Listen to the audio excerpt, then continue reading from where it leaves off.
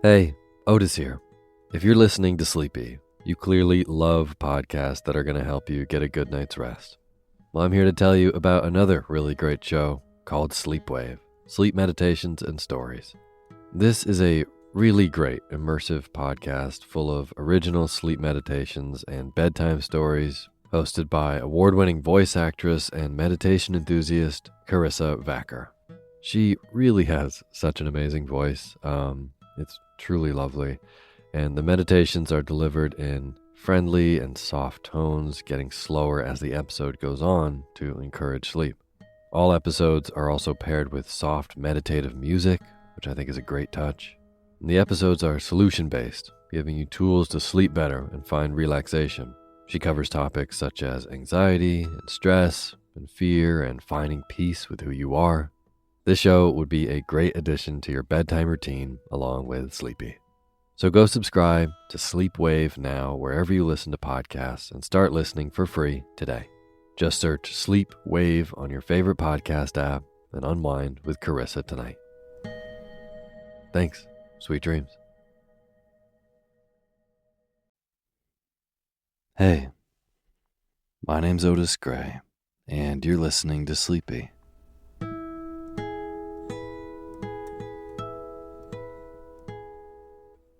A podcast where I read old books to help you get to sleep. It is almost Halloween, so we've got some more spooky stories for you. 2 to be exact, before the month is over.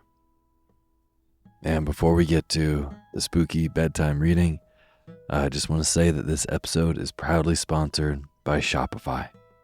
If you have a business or you've been wanting to start your own business, Shopify helps you do your thing. Shopify is the global commerce platform that helps you sell at every stage of your business, from the launch your online shop stage to the first real-life store stage, all the way to the did we just hit 1 million orders stage. Shopify is here to help you grow. Whether you're selling scented soap or handmade leather jackets, or maybe you're trying to grow a podcast, wherever and whatever you're selling, Shopify's got you covered. Shopify helps you convert browsers online into real paying customers so you can sell more with less effort. They've got excellent customer service, and they just want to help you grow. As an entrepreneur myself, I crave anything that helps me keep my business running smoother so that I can do more of what I love, which is doing this, reading books to you.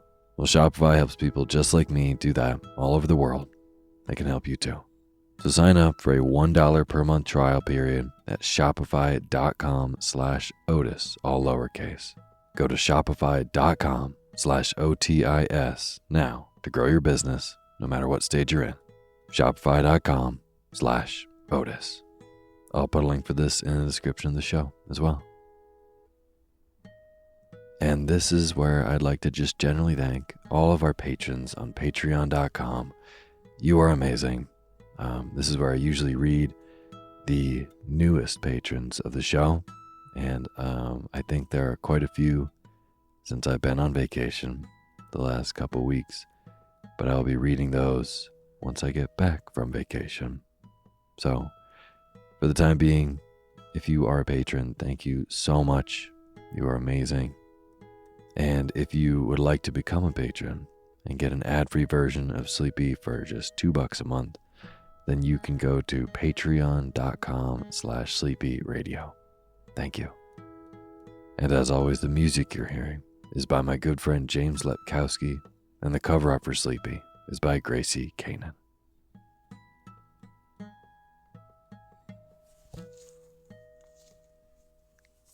As I said, we have a spooky story for you tonight. This is a classic one that I really wanted to bring up to the top of the feed because I recorded it years ago, and it is still one of the most classic haunting stories that comes to mind when I think of the spookiest ones that are like best told around a fire, at Halloween. This is one of those, and it's by W.W. Jacobs, and it is The Monkey's Paw. I'm sure some of you have heard versions of this, and this is the classic old version, which is one of my favorites. And I'm currently recording this from way out in the desert in southern Utah, and my internet is very, very bad, so I can't really do much connecting or anything. So I myself am going to be making a fire tonight and sitting by it and probably getting creeped out thinking about this specific story. So I hope you either get really engaged with this and have a good story to retell in the morning or over the weekend when you're with people telling spooky stories, or maybe you do just fall asleep to it. I don't know. But without further ado, another spooky October story, The Monkey's Paw by W.W. Jacobs. And now is the time for you to fluff up your pillow just how you like it. Feel yourself melt into your bed. Get real comfortable. Close your eyes and let me read to you.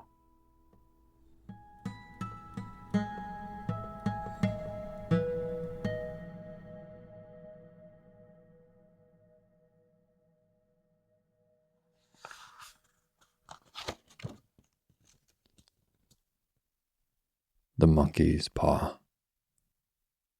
Be careful what you wish for. You may receive it. Part 1. Outside, the night was cold and wet, but in the small living room, the curtains were closed and the fire burned brightly. Father and son were playing chess.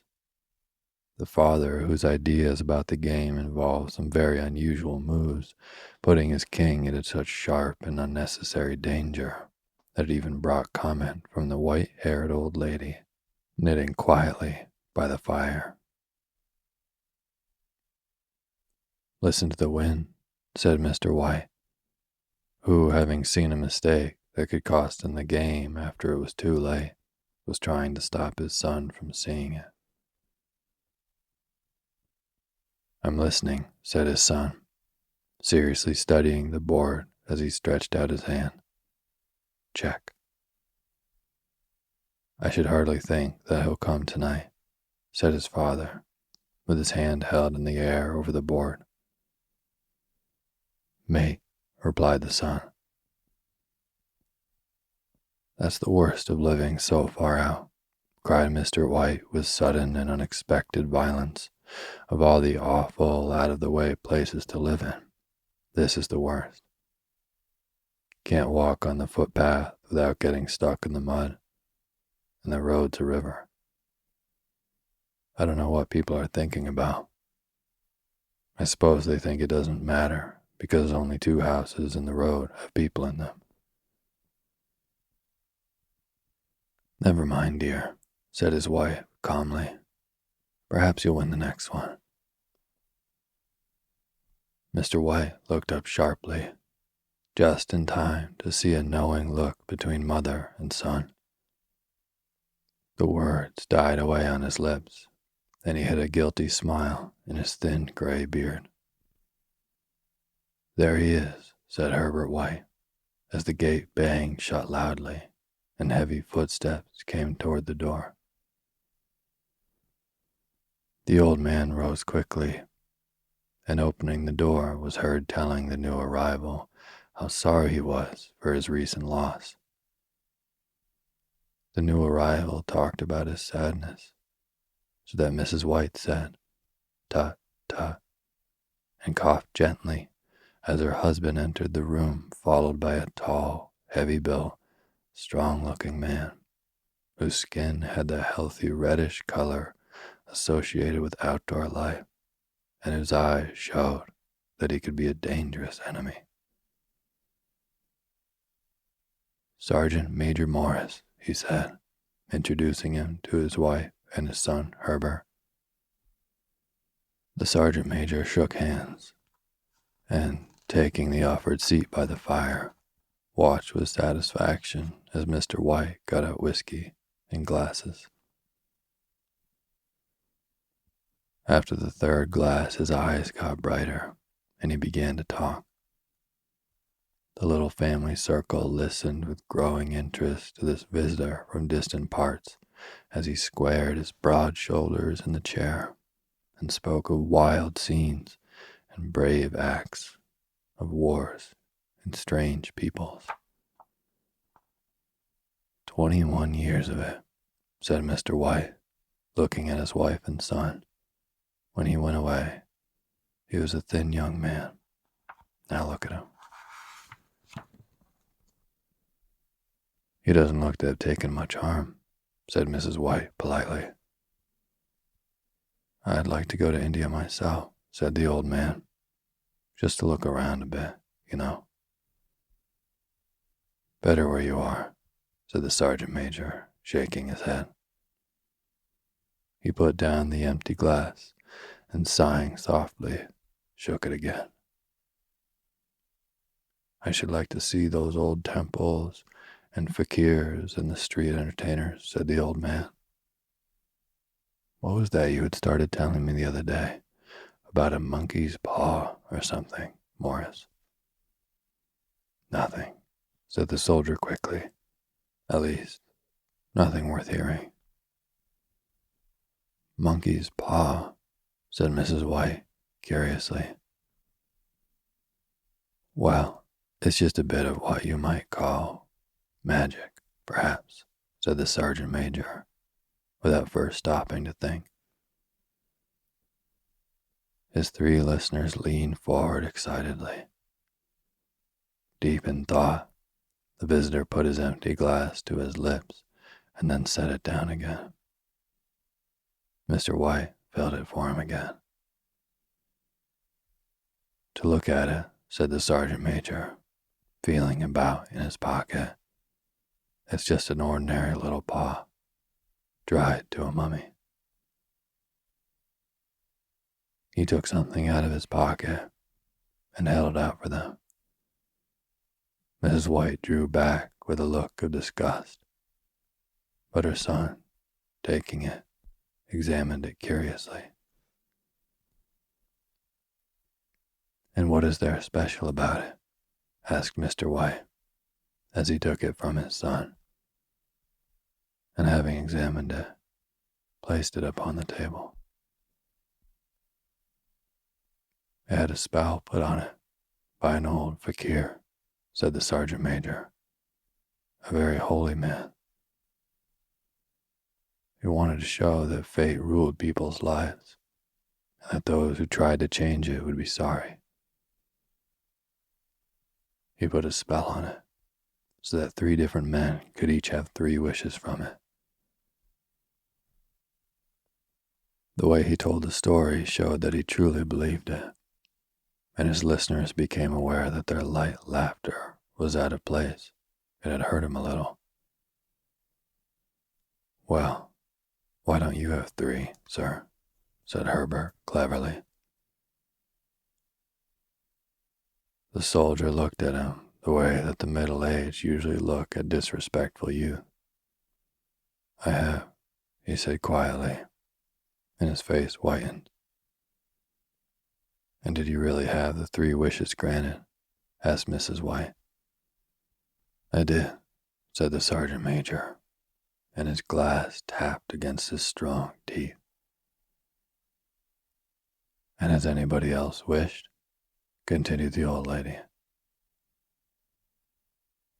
The first man had his 3 wishes. Yes, was the reply. I don't know what the first 2 were, but the third was for death. That's how I got the paw. His voice was so serious that the group fell quiet. If you've had your 3 wishes, it's no good to you now then, Morris, said the old man at last. What do you keep it for? The soldier shook his head. Fancy, I suppose, he said slowly. I did have some idea of selling it, but I don't think I will. It has caused me enough trouble already. Besides, people won't buy it. They think it's just a story, some of them. And those who do think anything of it want to try it first and pay me afterward. If you could have another 3 wishes, said the old man, watching him carefully, would you have them? I don't know, said the other.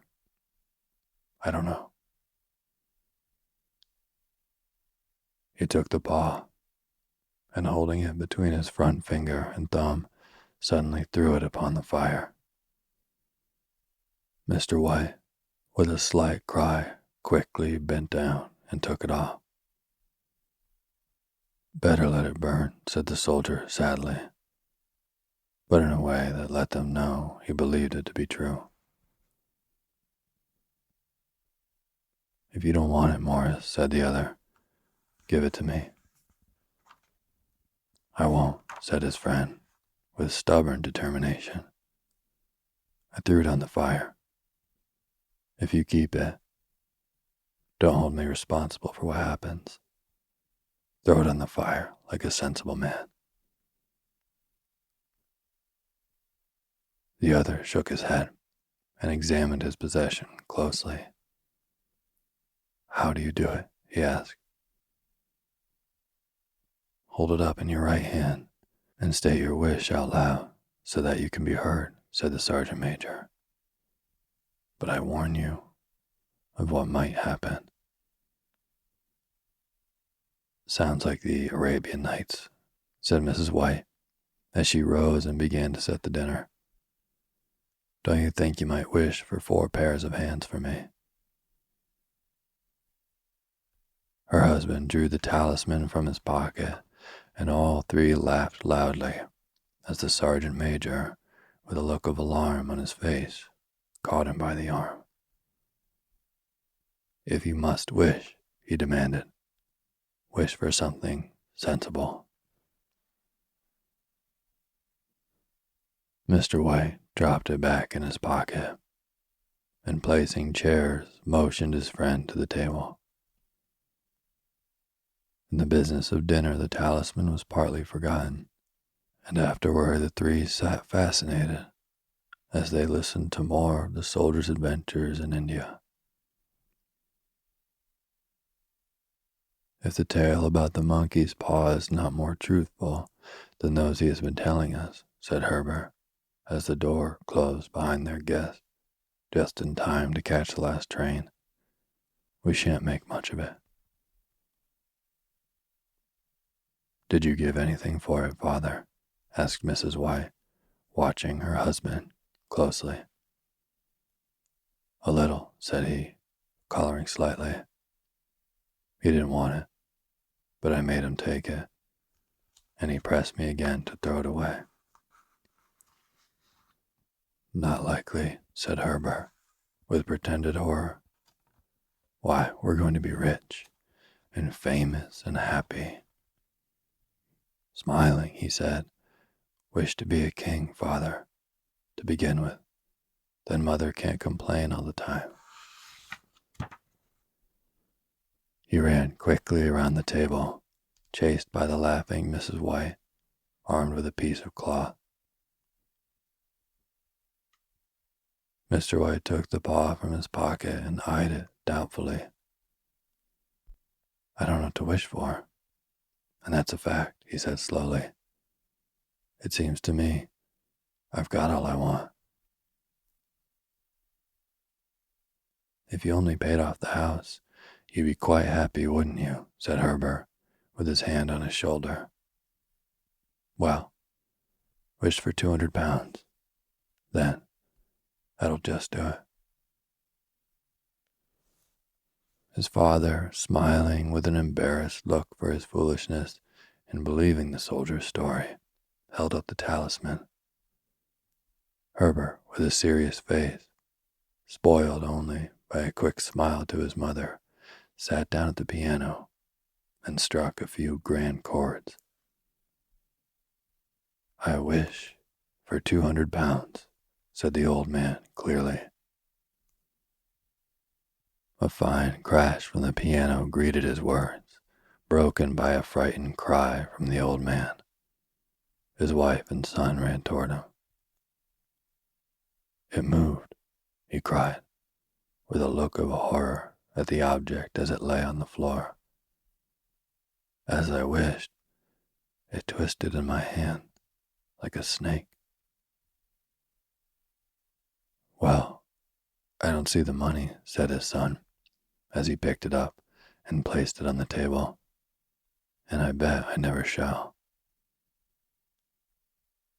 "It must have been your imagination, father," said his wife, regarding him worriedly. He shook his head. "Never mind, though. There's no harm done. But it gave me a shock all the same." They sat down by the fire again while the two men finished their pipes. Outside, the wind was higher than ever, and the old man jumped nervously at the sound of a door banging upstairs. An unusual and depressing silence settled on all three, which lasted until the old couple got up to go to bed. "I expect you'll find the cash tied up in a big bag in the middle of your bed," said Herbert, as he wished them good night, "and something horrible sitting on top of your wardrobe, watching as you pocket your ill-gotten money." Herbert, who normally had a playful nature and didn't like to take things too seriously, sat alone in the darkness looking into the dying fire. He saw faces in it, the last two so horrible and so monkey-like that he stared at it in amazement. It became so clear that, with a nervous laugh, he felt on the table for a glass containing some water to throw over it. His hand found the monkey's paw, and with a little shake of his body, he wiped his hand on his coat and went up to bed. Part 2. In the brightness of the wintry sun next morning, as it streamed over the breakfast table, he laughed at his fears. The room felt as it always had, and there was an air of health and happiness which was not there the previous night. The dirty, dried-up little paw was thrown on the cabinet with a carelessness which indicated no great belief in what good it could do. "I suppose all old soldiers are the same," said Mrs. White. "The idea of our listening to such nonsense. How could wishes be granted in these days? And if they could, how could 200 pounds hurt you, father?" "Might drop on his head from the sky," said Herbert. "Morris said the things happened so naturally," said his father, "that you might, if you so wished, not see the relationship." "Well, don't break into the money before I come back," said Herbert, as he rose from the table to go to work. "I'm afraid it'll turn you into a mean, greedy old man, and we shall have to tell everyone that we don't know you." His mother laughed, and following him to the door, watched him go down the road, and returning to the breakfast table, she felt very happy at the expense of her husband's readiness to believe such stories. All of which did not prevent her from hurrying to the door at the postman's knock, nor when she found that the post brought only a bill talking about how sergeant majors can develop bad drinking habits after they leave the army. "Herbert will have more of his funny remarks, I expect, when he comes home," she said as they sat at dinner. "I know," said Mr. White, pouring himself out some beer. "But for all that, the thing moved in my hand. That I'll swear to." "You thought it did," said the old lady, trying to calm him. "I say it did," replied the other. "There was no thought about it. I had just— What's the matter?" His wife made no reply. She was watching the mysterious movements of a man outside, who, looking in an undecided fashion at the house, appeared to be trying to make up his mind to enter. In mental connection with the 200 pounds, she noticed that the stranger was well dressed and wore a silk hat of shining newness. 3 times he stopped briefly at the gate and then walked on again. The 4th time he stood with his hand upon it, and then with sudden firmness of mind pushed it open and walked up the path. Mrs. White at the same moment placed her hands behind her, hurriedly untied the strings of her apron, and put it under the cushion of her chair.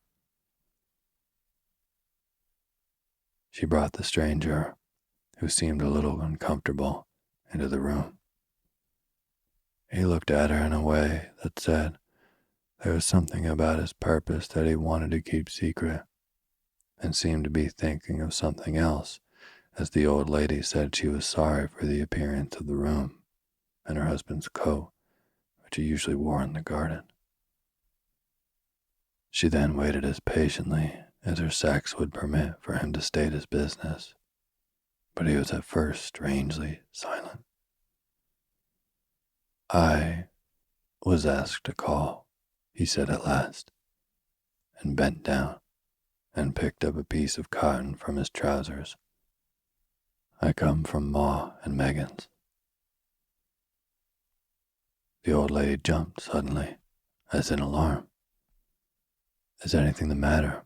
she asked breathlessly. "Has anything happened to Herbert? What is it? What is it?" Her husband spoke before he could answer.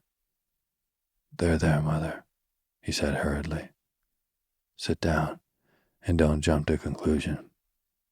You've not brought bad news, I'm sure, sir," and eyed the other, expecting that it was bad news, but hoping he was wrong. "I'm sorry," began the visitor. "Is he hurt?" demanded the mother wildly. The visitor lowered and raised his head once in agreement. "Badly hurt," he said quietly, "but he is not in any pain." "Oh, thank God," said the old woman, pressing her hands together tightly. "Thank God for that. Thank—" She broke off as the tragic meaning of the part about him not being in pain came to her. The man had turned his head slightly so as not to look directly at her, but she saw the awful truth in his face.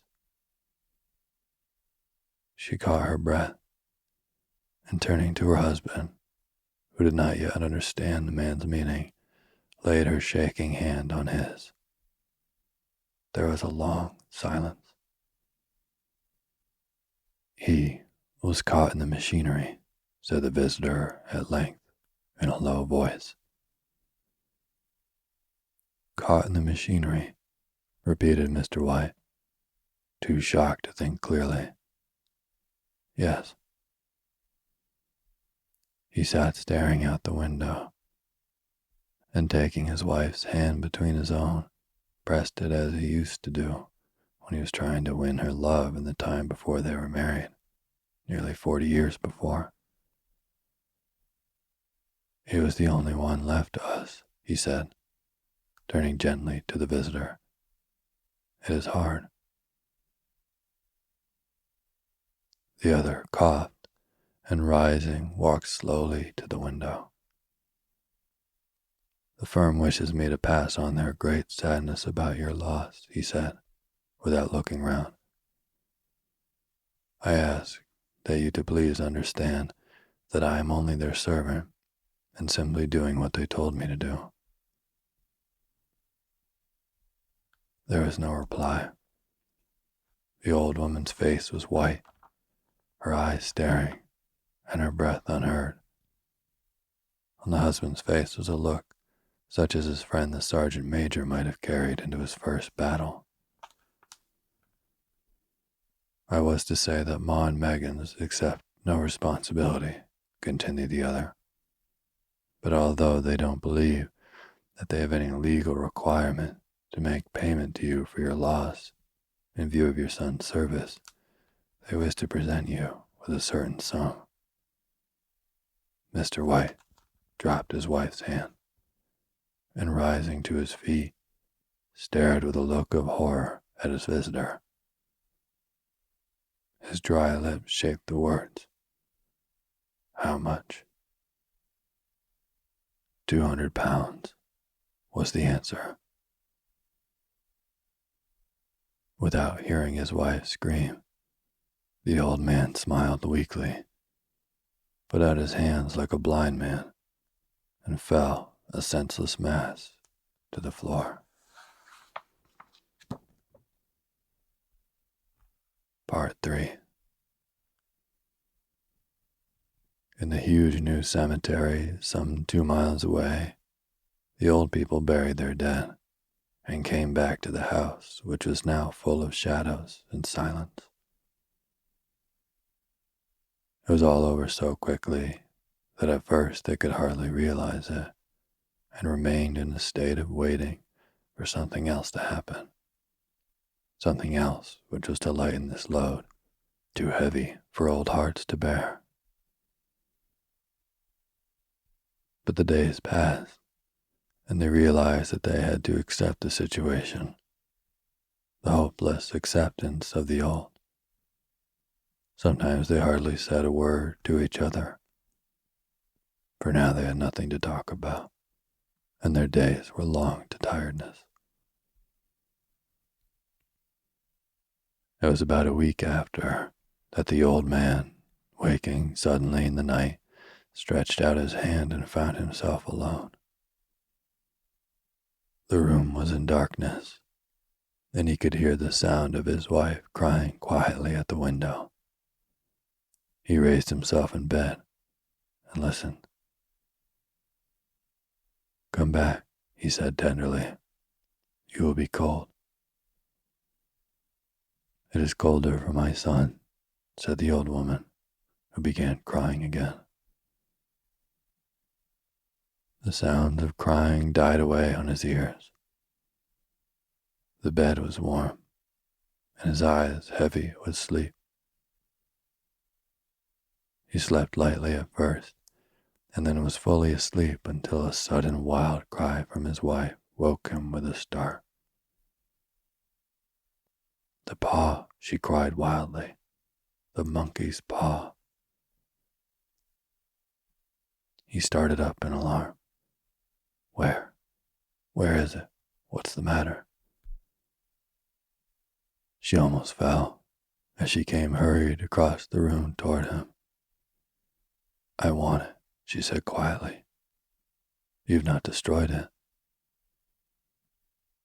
"It's in the living room, on the shelf above the fireplace," he replied. "Why?" She cried and laughed together, and bending over, kissed his cheek. "I only just thought of it," she said. "Why didn't I think of it before? Why didn't you think of it?" "Think of what?" he questioned. "The 2 other wishes," she replied quickly. "We've only had one." "Was that not enough?" he demanded angrily. "No," she cried excitedly. "We'll have one more. Go down and get it quickly, and wish our boy alive again." The man sat up in bed and threw the blankets from his shaking legs. "Good God, you are mad," he cried, struck with horror. "Get it," she said, breathing quickly. "Get it quickly, and wish, oh, my boy, my boy." Her husband struck a match and lit the candle. "Get back to bed," he said, his voice shaking. "You don't know what you are saying." "We had the first wish granted," said the old woman desperately. "Why not the second?" "A coincidence," said the old man. "Go get it and wish," cried his wife, shaking with excitement.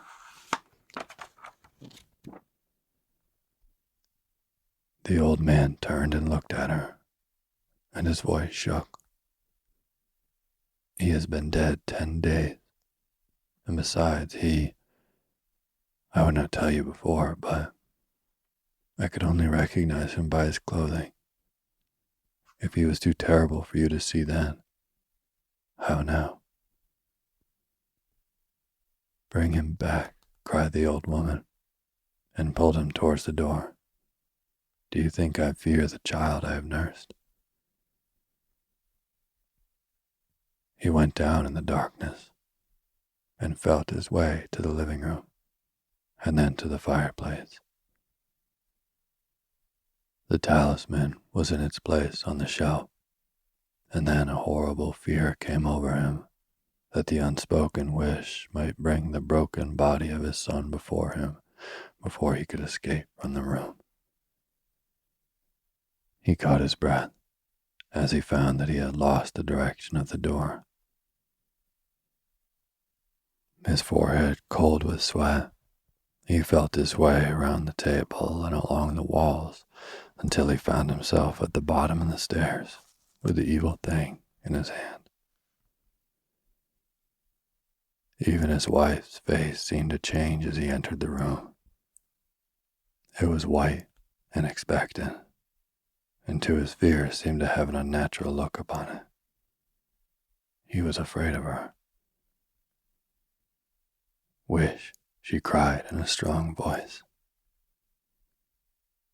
"It is foolish and wicked," he said weakly.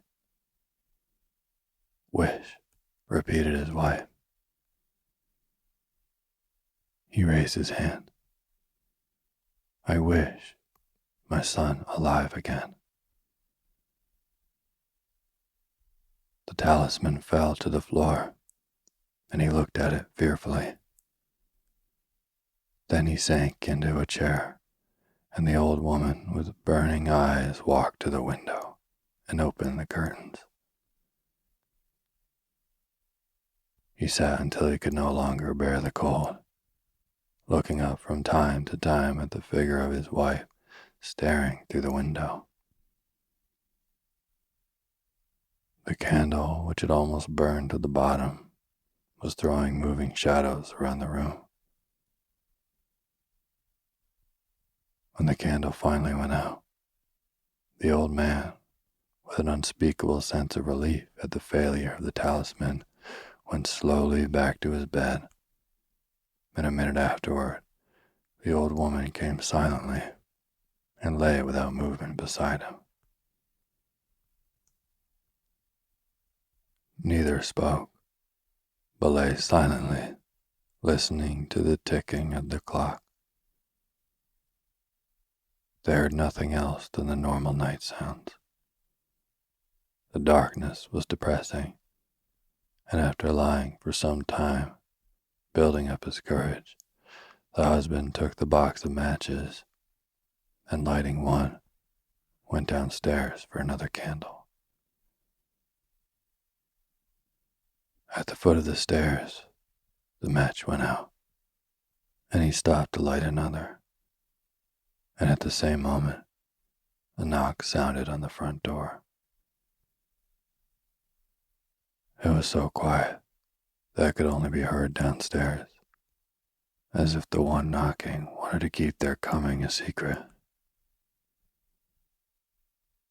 The matches fell from his hand. He stood motionless, not even breathing, until the knock was repeated. Then he turned and ran quickly back to his room and closed the door behind him. A third knock sounded through the house. "What's that?" cried the old woman, sitting up quickly. "A rat," said the old man shakily. "A rat. It passed me on the stairs." His wife sat up in bed, listening. A loud knock echoed through the house. "It's Herbert," she screamed. "It's Herbert." She ran to the door, but her husband was there before her, and catching her by the arm, held her tightly. "What are you going to do?" he asked in a low, scared voice.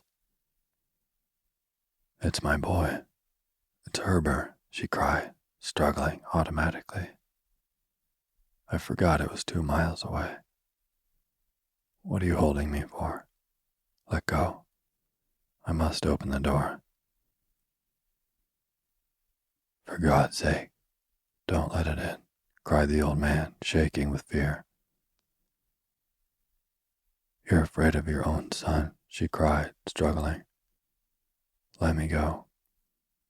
I'm coming, Herbert. I'm coming." There was another knock, and another. The old woman, with a sudden pull, broke free and ran from the room. Her husband followed to the top of the stairs and called after her as she hurried down. He heard the chain pulled back and the bottom lock open. Then the old woman's voice, desperately and breathing heavily. "The top lock," she cried loudly. "Come down, I can't reach it." But her husband was on his hands and knees, feeling around wildly on the floor in search of the paw. If only he could find it before the thing outside got in. The knocks came very quickly now, echoing through the house, and he heard the noise of his wife moving a chair and putting it down against the door. He heard the movement of the lock as she began to open it, and at the same moment, he found the monkey's paw and frantically breathed his third and last wish. The knocking stopped suddenly, although the echoes of it were still in the house. He heard the chair pull back and the door open. A cold wind blew up the staircase, and a long, loud cry of disappointment and pain from his wife gave him the courage to run down to her side, and then to the gate. The street light opposite shone on a quiet and deserted road. Hey, Otis here. If you're listening to Sleepy, you clearly love podcasts that are going to help you get a good night's rest. Well, I'm here to tell you about another really great show called Sleepwave, Sleep Meditations and Stories. This is a really great immersive podcast full of original sleep meditations and bedtime stories, hosted by award-winning voice actress and meditation enthusiast Carissa Vacker. She really has such an amazing voice. It's truly lovely, and the meditations are delivered in friendly and soft tones, getting slower as the episode goes on to encourage sleep. All episodes are also paired with soft meditative music, which I think is a great touch. And the episodes are solution-based, giving you tools to sleep better and find relaxation. She covers topics such as anxiety and stress and fear and finding peace with who you are. This show would be a great addition to your bedtime routine along with Sleepy. So go subscribe to Sleepwave now wherever you listen to podcasts and start listening for free today. Just search Sleepwave on your favorite podcast app and unwind with Carissa tonight. Thanks. Sweet dreams. Hey, it's Otis here. Before we get to the bedtime reading, I wanted to let you know that I just launched a brand new show. It's called The Daily Book Club, a daytime companion to Sleepy where you hear entire books one chapter at a time, one day at a time. Simple as that. So if sleepy is how you wind down your day, the Daily Book Club is a great way to start your day. There's new episodes daily. I read in a slightly peppier voice so that you can get really lost in these amazing stories that have stood the test of time. Or, just like Sleepy, you can sit back and relax and zone out to a good book. The first book we'll be reading is The Enchanted April by Elizabeth von Arnim. Story is, in the 1920s, 4 women unfulfilled with life take a chance and abscond to a dreamy medieval Italian castle. It's a story dripping with wisteria, the beauty of solitude, and an unlikely pursuit of joy in Portofino, Italy. I think that this is a perfect story for the season, and you can hear it now. Find the Daily Book Club on Spotify, Apple Podcasts, and everywhere else. This show has been a long time coming, and I'm so excited to bring you even more stories. So go subscribe to the Daily Book Club to hear what happens next. Thanks.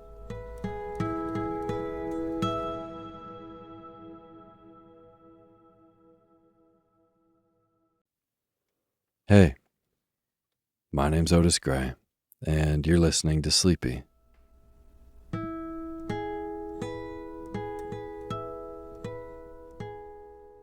A podcast where I read old books to help you get to sleep.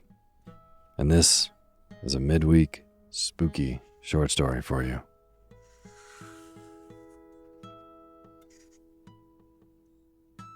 Well, tonight I have a short story for you by M.R. James, who you've been hearing on the show, Montague Rhodes James. And this one is a slow burn. It's creepy. Some of you might recognize it. And Halloween is tomorrow. So I hope you have really nice spooky plans for Halloween. Before we get to the bedtime reading, I just want to profoundly thank all of our patrons on patreon.com, which is a website where you can go and support people who make the stuff that you like. If you're a patron of the show and you're listening, thank you so much. It really, really means a lot. And if you would like to be a patron of the show and you're not, you can do so by going to patreon.com/sleepyradio. And again, if you donate $2, you get an ad-free version of Sleepy. But even $1, I will read your name in the opening credits of the next Sunday show after you do. So again, if you would like to support stuff that you like, that helps you get a better night's rest, go to patreon.com/sleepyradio. Thank you. And as always, the music you're hearing is by my good friend James Lepkowski, and the cover art for Sleepy is by Gracie Kanan.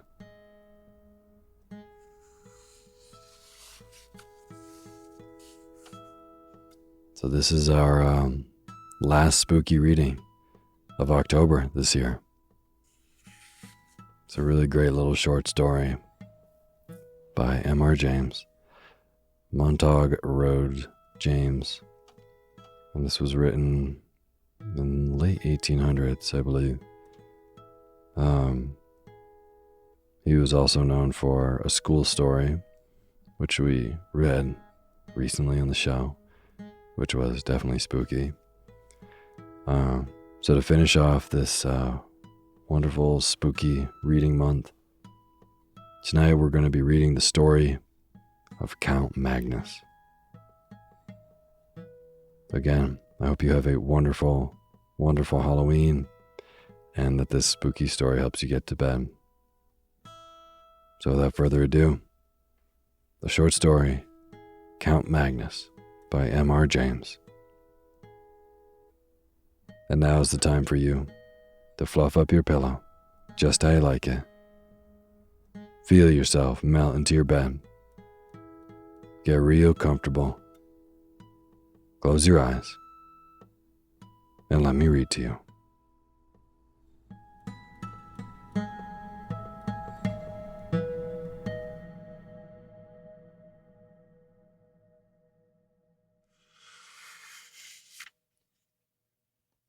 Count Magnus.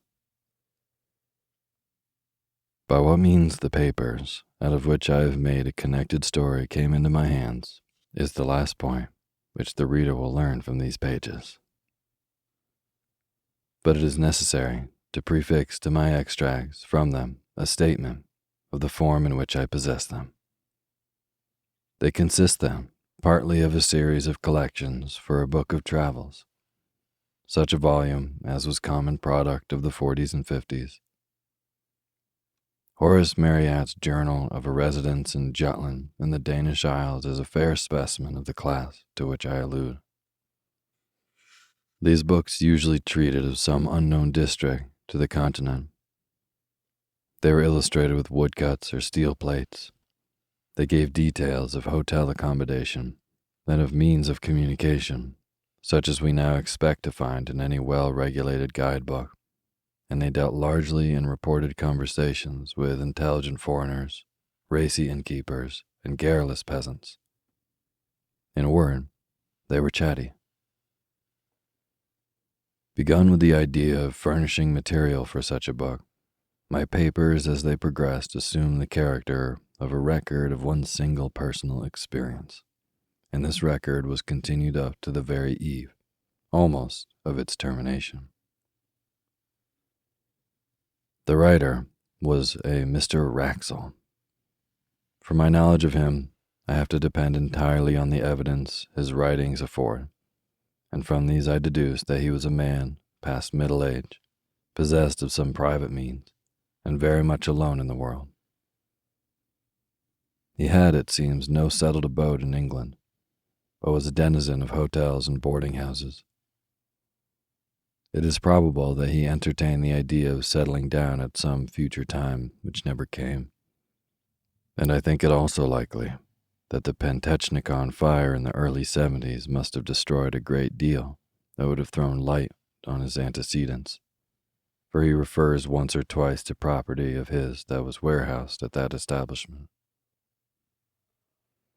It is further apparent that Mr. Wraxall had published a book, and that it treated of a holiday he had once taken in Brittany. More than this I cannot say about his work, because a diligent search in biographical works has convinced me that it must have appeared either anonymously or under a pseudonym. As to his character, it is not difficult to form some superficial opinion. He must have been an intelligent and cultivated man. It seems that he was near being a fellow of his college at Oxford, Brasenose, as I judge from the calendar. His besetting fault was pretty clearly that of over-inquisitiveness, possibly a good fault in a traveler, certainly a fault for which this traveler paid dearly enough in the end.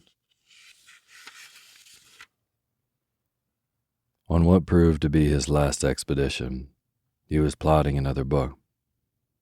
Scandinavia, a region not widely known to Englishmen 40 years ago, had struck him as an interesting field. He must have alighted on some old books of Swedish history or memoirs, and the idea had struck him that there was room for a book descriptive of travel in Sweden, interspersed with episodes of history of some great Swedish families. He procured letters of introduction, therefore, to some persons of quality in Sweden, and set out thither in the early summer of 1863. Of his travels in the north, there is no need to speak, nor of his residence of some weeks in Stockholm. I need only mention that some savant resident there put him on track of an important collection of family papers belonging to the proprietors of an ancient manor house in Västergötland, and obtained for him permission to examine them. The manor house, or Ehrgard, in question is to be called Rehbeck, pronounced something like Roebeck, though that is not its name. It is one of the best buildings of all its kind in the country, and the picture of it in Dallenberg's Sucia Antiqua et Moderna, engraved in 1694, shows it very much as the tourist may see it today. It was built soon after 1600, and is, roughly speaking, very much like an English house of that period in respect of material. Red brick with stone facings and style. The man who built it was a scion of the great house of De la Gardie, and his descendants possess it still. De la Gardie is the name by which I will designate them when mention of them becomes necessary. They received Mr. Wraxall with kindness and courtesy, and pressed him to stay in the house as long as his researches lasted. But preferring to be independent, and mistrusting his powers of conversing in Swedish, he settled himself at the village inn, which turned out quite sufficiently comfortable, at any rate during the summer months. This arrangement would entail a short walk, daily, to and from the manor house of something under a mile. The house itself stood in a park, and was protected, we should say grown up, with large old timber. Near it you find the walled garden, and then entered a closed wood fringing one of the small lakes with which the whole country is pitted. Then came the wall of the Demesne, and you climbed a steep knoll, a knob of rock, lightly covered with soil. And on top of this stood the church, fenced in with tall, dark trees. It was a curious building to English eyes. The nave and aisles were low, and filled with pews and galleries. In the western gallery stood the handsome old organ, gaily painted with silver pipes. The ceiling was flat, and had been adorned by a 17th century artist with a strange and hideous Last Judgment, full of lurid flames, falling cities, burning ships, crying souls, and brown and smiling demons. Handsome brass coronae hung from the roof. The pulpit was like a doll's house, covered with little painted wooden cherubs and saints. A stand with 3 hourglasses was hinged to the preacher's desk. Such sights as these may be seen in many a church in Sweden now, but what distinguished this one was an addition to the original building. At the eastern end of the north aisle, the builder of the manor house had erected a mausoleum for himself and his family. It was a largish, 8-sided building, lighted by a series of oval windows, and had a domed roof, topped by a kind of pumpkin-shaped object rising into a spire, a form in which Swedish architects greatly delighted. The roof was of copper externally, and was painted black, while the walls, in common with those of the church, were staringly white. To this mausoleum there was no access from the church. It had a portal and steps of its own on the northern side. Past the churchyard the path to the village goes, and not more than 3 or 4 minutes bring you to the inn door. On the first day of his stay at Roebuck, Mr. Wraxall found the church door open, and made those notes of the interior which I have epitomized.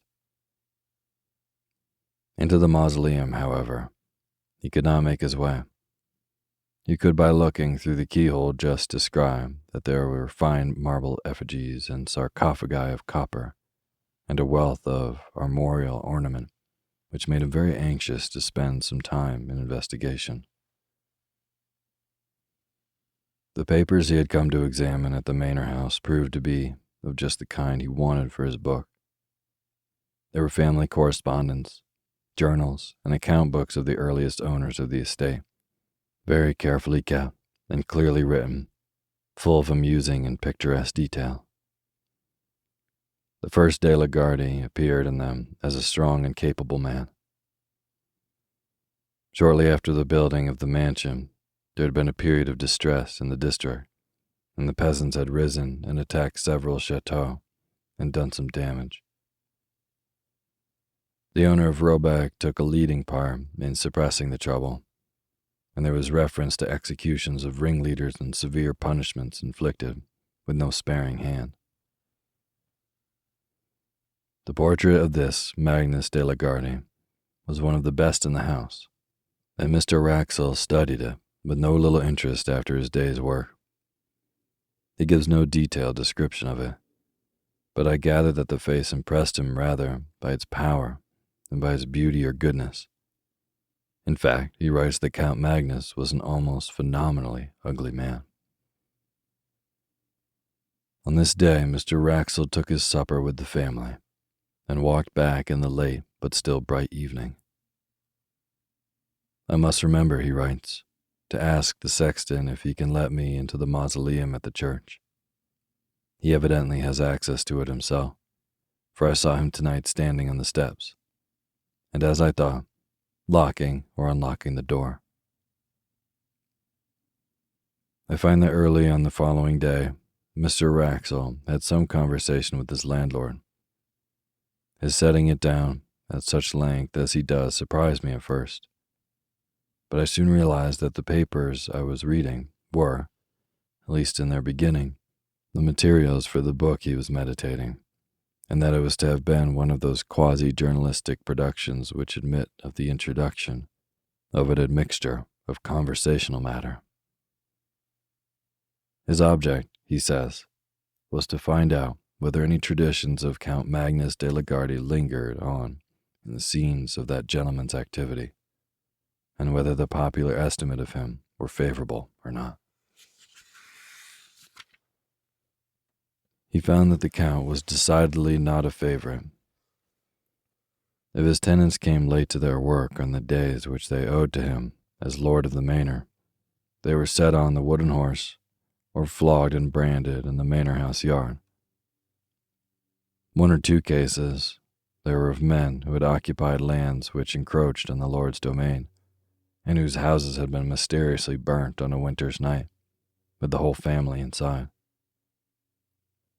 But what seemed to dwell on the innkeeper's mind most, for he returned to the subject more than once, was that the Count had been on the Black Pilgrimage, and had brought something or someone back with him. You will naturally inquire, as Mr. Wraxall did, what the Black Pilgrimage may have been, but your curiosity on this point must remain unsatisfied for the time being, just as his did. The landlord was evidently unwilling to give a full answer, or indeed any answer, on the point, and being called out for a moment, trotted out with the obvious alacrity, only putting his head in at the door a few minutes afterwards to say that he was called away to Skara and should not be back till evening. So Mr. Wraxall had to go unsatisfied to his day's work at the manor house.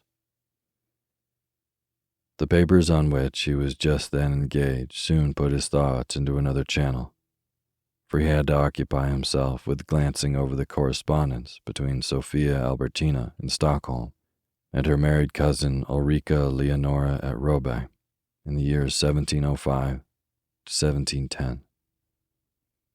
The letters were of an exceptional interest from the light they threw upon the culture of that period in Sweden, as anyone can testify who has read the full edition of them in the publications of the Swedish Historical Manuscripts Commission.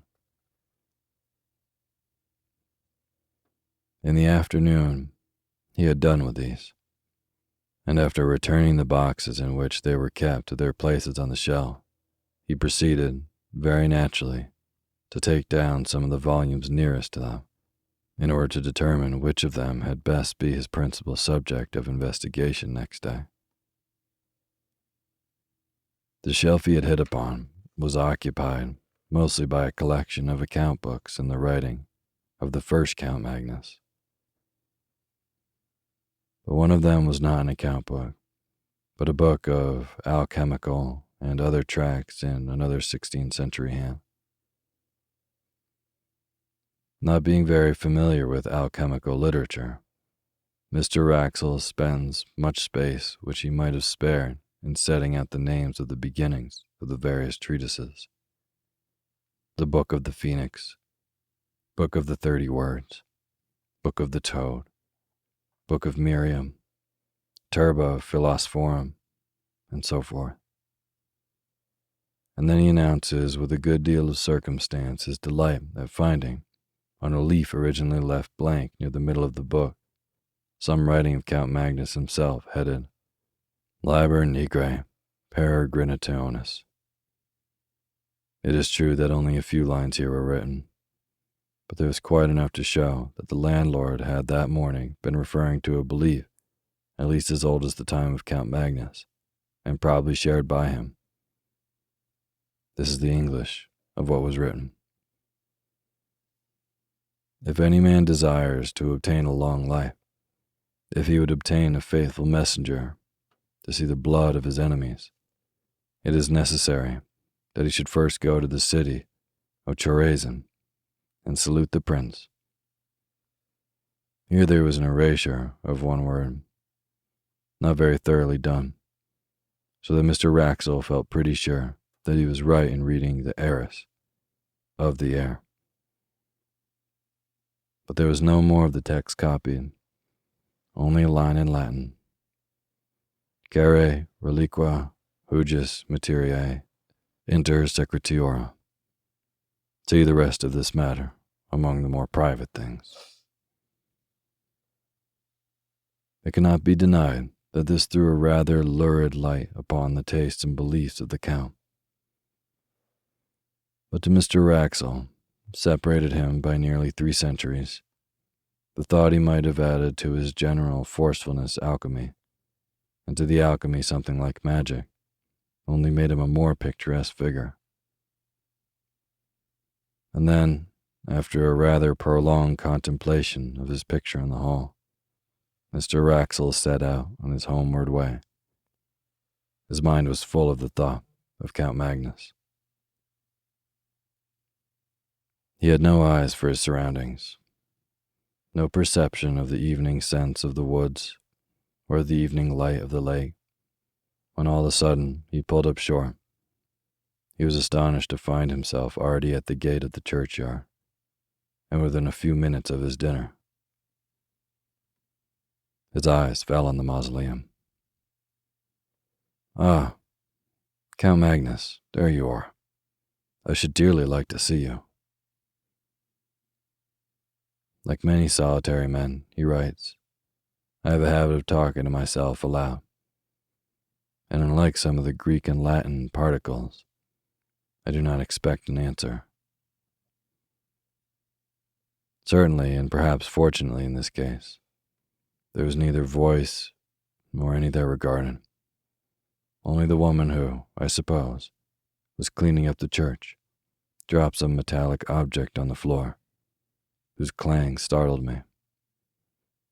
Count Magnus, I think. Sleep sound enough.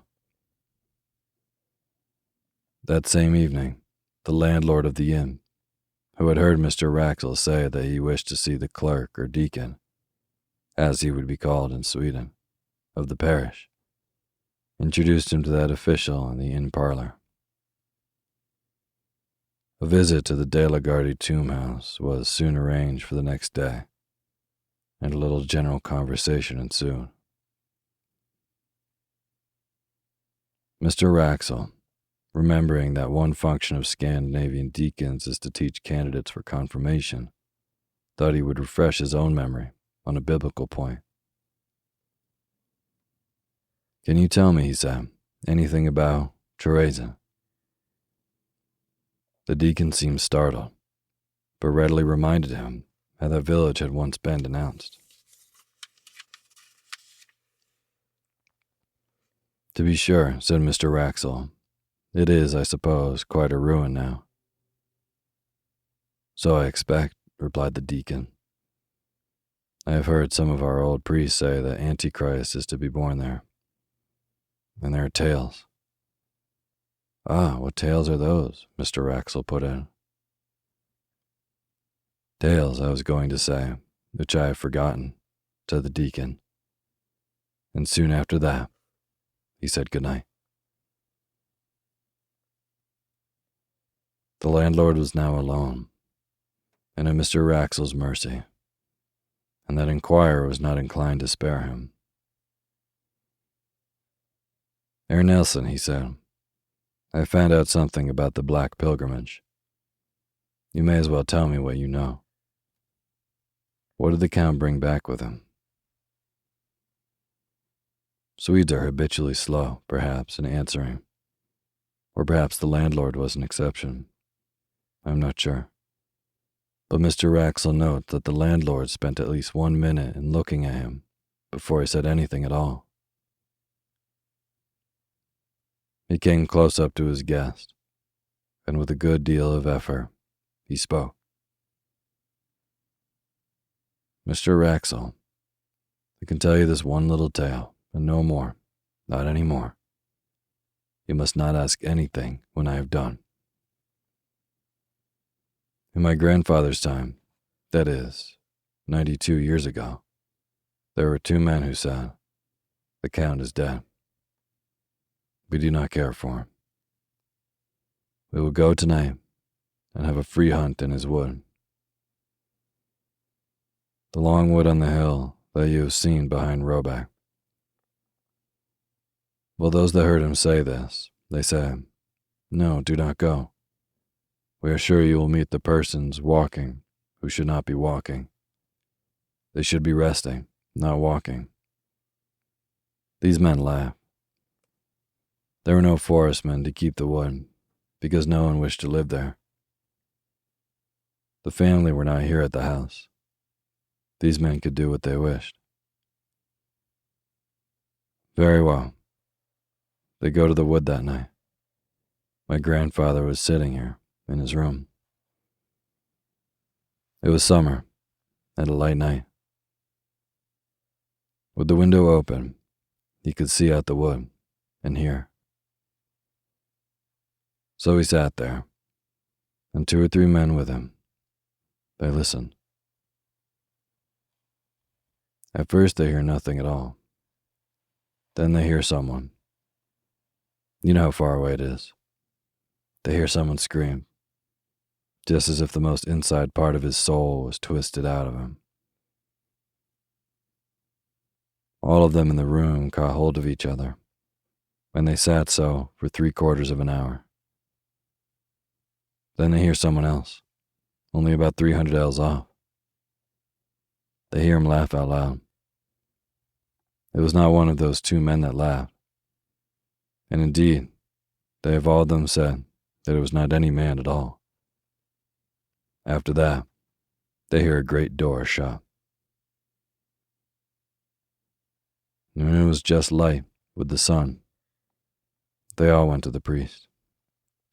They said to him, "Father, put on your gown and your ruff, and come to bury these men, Anders Bjornson and Hans Thorbjorn."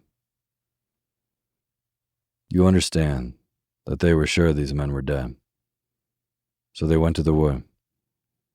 My grandfather never forgot this. He said they were all like so many dead men themselves. The priest, too, he was in a white fear. He said when they came to him, "I heard one cry in the night, and I heard one laughed afterwards. If I cannot forget that, I should not be able to sleep again." So they went back to the wood and found these men on the edge of the wood. Hans Thorbjorn was standing with his back against a tree, and all the time he was pushing with his hands, pushing something away from him which was not there. So he was not dead. And they led him away and took him to the house of Nick Jopping, and she died before the winter.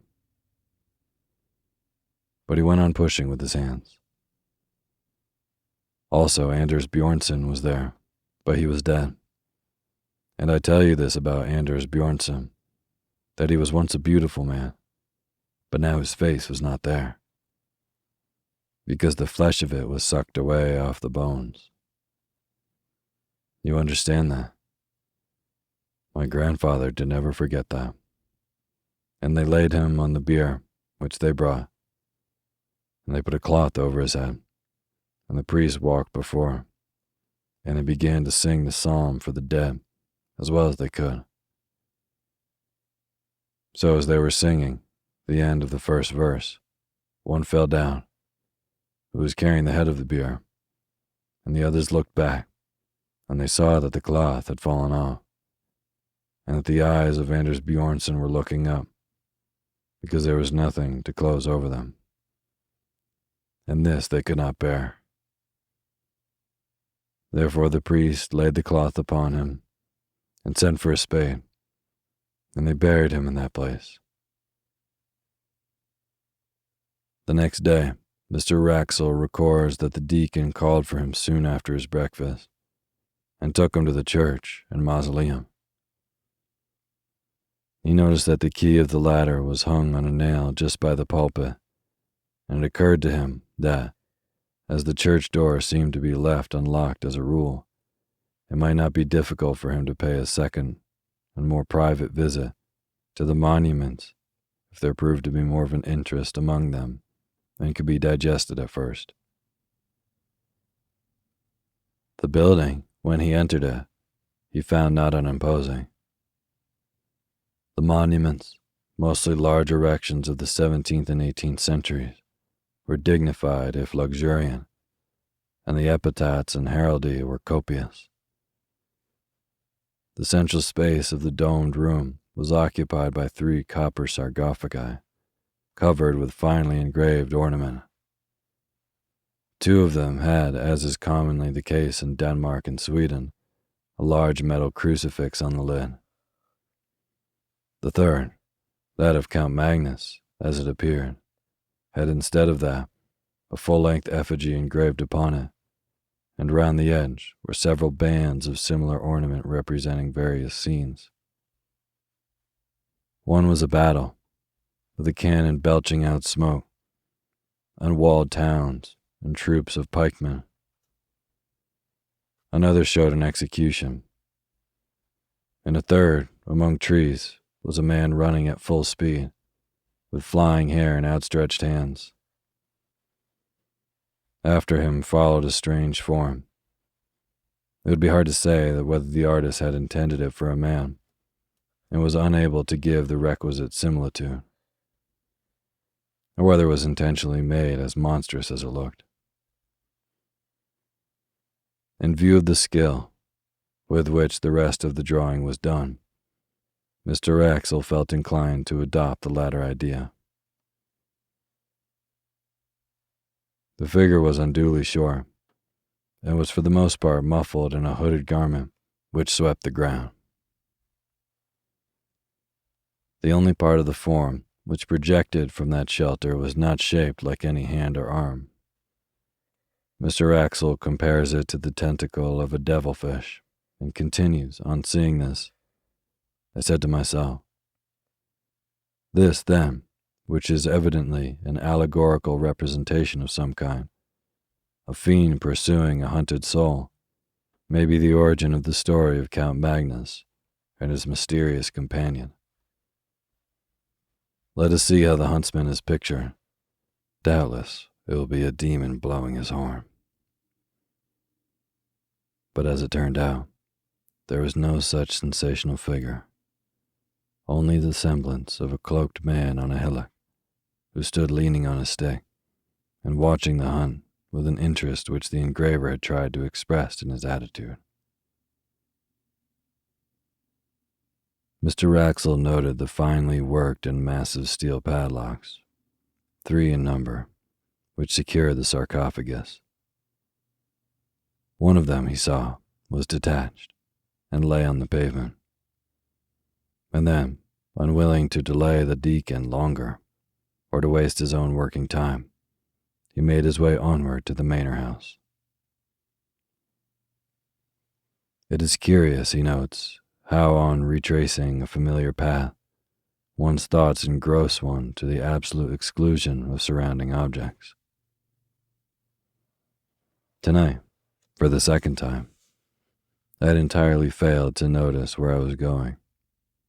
I had planned a private visit to the tomb house to copy the epitaphs, when I suddenly, as it were, awoke to consciousness and found myself, as before, turning in at the churchyard gate, and I believe singing or chanting some such words as, "Are you awake, Count Magnus? Are you asleep, Count Magnus?" And then something more which I have failed to recollect. It seemed to me that I must have been behaving in this nonsensical way for some time. He found the key of the mausoleum where he expected to find it, and copied the greater part of what he wanted. In fact, he stayed until the light began to fail him. I must have been wrong, he writes, in saying that one of the padlocks of my count's sarcophagus was unfastened. I see tonight, 2 are loose. I picked both up and laid them carefully on the window ledge, after trying unsuccessfully to close them. The remaining one is still firm, and though I take it to be a spring lock, I cannot guess how it is open. Had I succeeded in undoing it, I am almost afraid I should have taken the liberty of opening the sarcophagus. It is strange, the interest in the personality of this, I fear, somewhat ferocious and grim old noble. The day following was, as it turned out, the last of Mr. Wraxall's stay at Roebuck. He received letters connected with certain investments which made it desirable that he should return to England. His work among the papers was practically done, and traveling was slow. He decided, therefore, to make his farewells, put some finishing touches to his notes, and be off. These finishing touches and farewells, as it turned out, took more time than he had expected. The hospitable family insisted on his staying to dine with them. They dined at 3, and it was verging on 6:30 before he was outside the iron gates of Roebuck.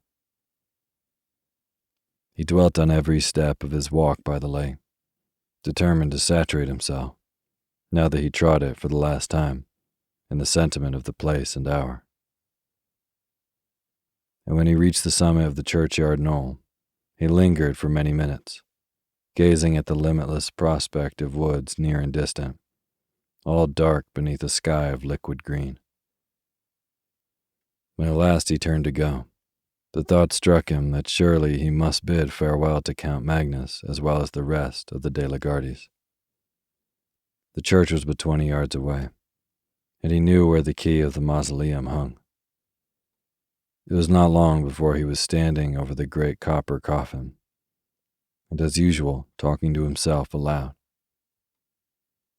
"You may have been a bit of a rascal in your time, Magnus," he was saying, "but for all that I should like to see you, or rather..." Just at that instant, he said, I felt a blow on my foot. Hastily enough, I drew back, and something fell on the pavement with a clash. It was the third, the last of the 3 padlocks which had fastened the sarcophagus. I stooped to pick it up, and heaven is my witness that I am writing only the bare truth. Before I had raised myself, there was the sound of metal hinges creaking, and I distinctly saw the lid shifting upwards. I may have behaved like a coward, but I could not, for my life, stay for one moment. I was outside that dreadful building in less time than I can write, almost as quickly as I could have said the words. And what frightens me, yet more, I cannot turn the key in the lock. As I sit here in my room, noting these facts, I ask myself, it was not 20 minutes ago, whether that noise of creaking metal continued. And I cannot tell whether it did or not. I only know that there was something more than I have written that alarmed me. But whether it was sound or sight, I am not able to remember. What is this that I have done? Poor Mr. Wraxall. He set out on his journey to England the next day, as he had planned, and he reached England in safety. And yet, as I gather from his changed hand and inconsequent jottings, a broken man. One of several small notebooks that have come to me with the papers gives, not a key to, but a kind of inkling of his experiences. Much of his journeys was made by canal boat, and I find not less than 6 painful attempts to enumerate and describe his fellow passengers. The entries are of this kind. 24. Pastor of village in Skane. Usual black coat and soft black hat. 25. Commercial traveler from Stockholm, going to Trollhättan. Black coat, brown hat. 26. Man in a long black cloak. Broad-leafed hat, very old-fashioned. This entry is lined out, and a note added, perhaps identical with number 13. Have not yet seen his face. On referring to number 13, I find that he is a Roman priest in a cassock. The net result of the reckoning is always the same. 28 people appear in the enumeration, one always being a man in a long black cloak and a broad hat, and another, a figure in dark cloak and hood. On the other hand, it is always noted that only 26 passengers appear at meals, and that the man in the cloak is perhaps absent, and the short figure is certainly absent. On reaching England, it appears that Mr. Wraxall landed at Harwich, and that he resolved at once to put himself out of reach of some person or persons whom he never specifies, but whom he had evidently come to regard as his pursuers. Accordingly, he took a vehicle. It was a closed fly, not trusting the railway, and drove across country to the village of Belchamp St. Paul.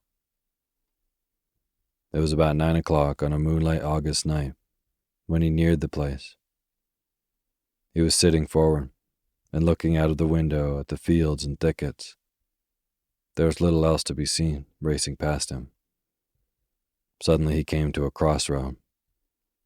At the corner, two figures were standing motionless. Both were in dark cloaks. The taller one wore a hat, the shorter one a hood. He had no time to see their faces, nor did they make any motion that he could discern. Yet the horse shied violently and broke into a gallop, and Mr. Wraxall sank back into his seat in something like desperation. He had seen them before. Arrived at Belchamp St. Paul, he was fortunate enough to find a decent furnished lodging, and for the next 24 hours he lived, comparatively speaking, in peace. His last notes were written on this day. They are too disjointed and ejaculatory to be given here in full, but the substance of them is clear enough. He is expecting a visit from his pursuers. How or when, he knows not.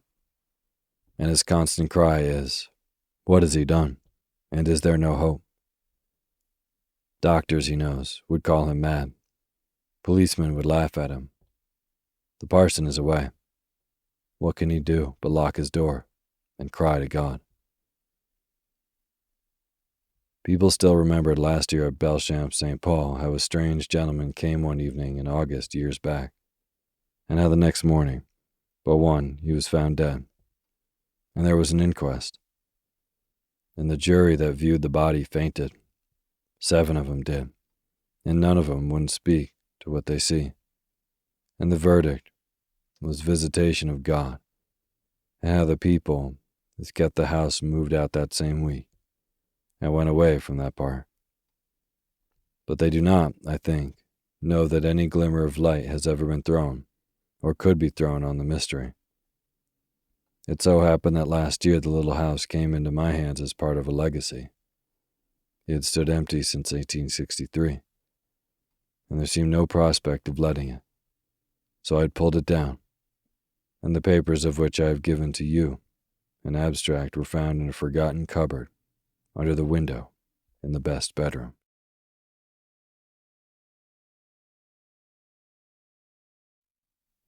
Thank you for listening to Sleepy.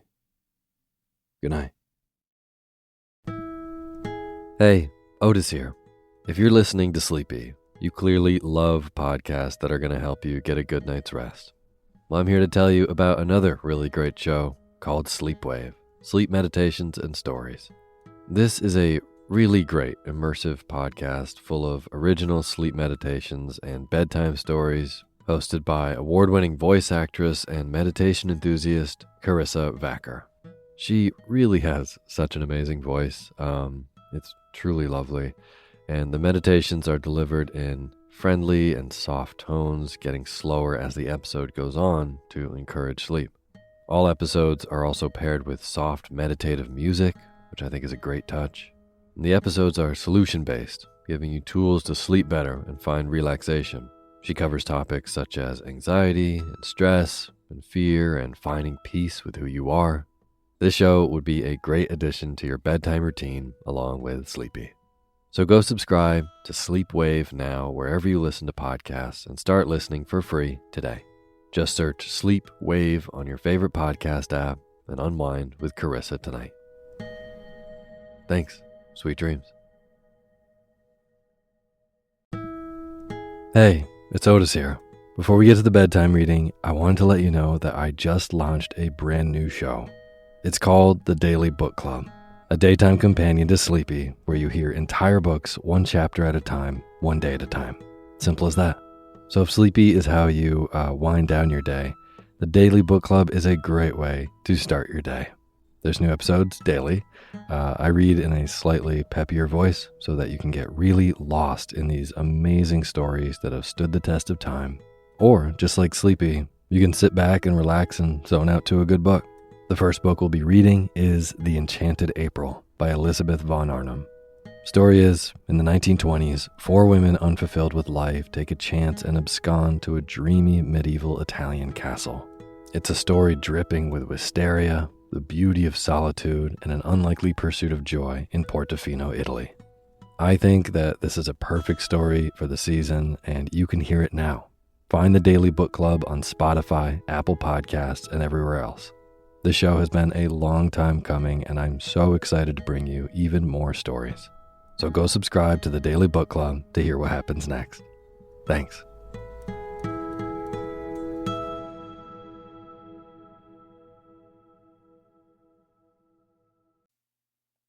Hey, my name's Otis Gray, and you're listening to Sleepy.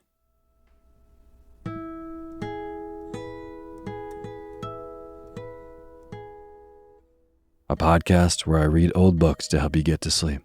And this is a spooky midweek bedtime story for you.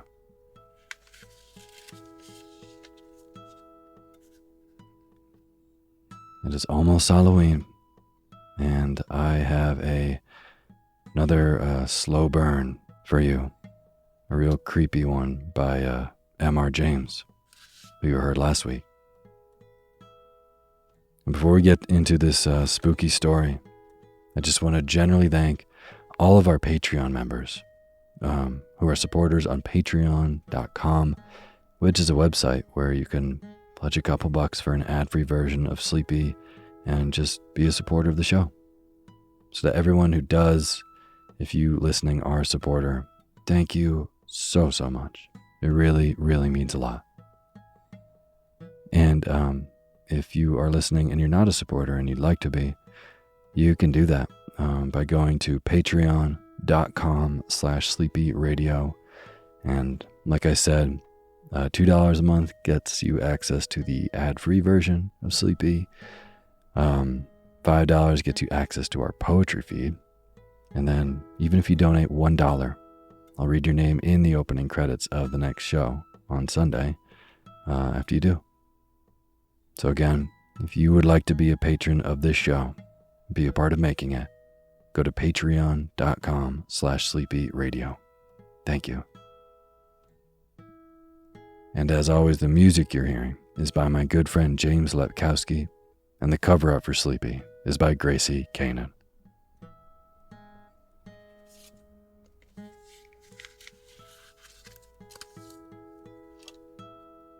Tonight, we've got another story by M.R. James, who wrote a lot of short fiction, and he wrote a lot of short fiction that was particularly spooky. So tonight I'm going to be reading another one of those, which I really enjoy. Big fan of his writing. Anyways, this is called A School Story, and it's very kind of subtle and creepy, really kind of disturbing images, but incredibly written, as all his work is. So, I really hope you like these October readings, and I hope you can sleep soundly to this spooky story tonight. A School Story by M.R. James. And now is the time for you to fluff up your pillow just how you like it. Feel yourself melt into your bed. Get real comfortable. Close your eyes and let me read to you.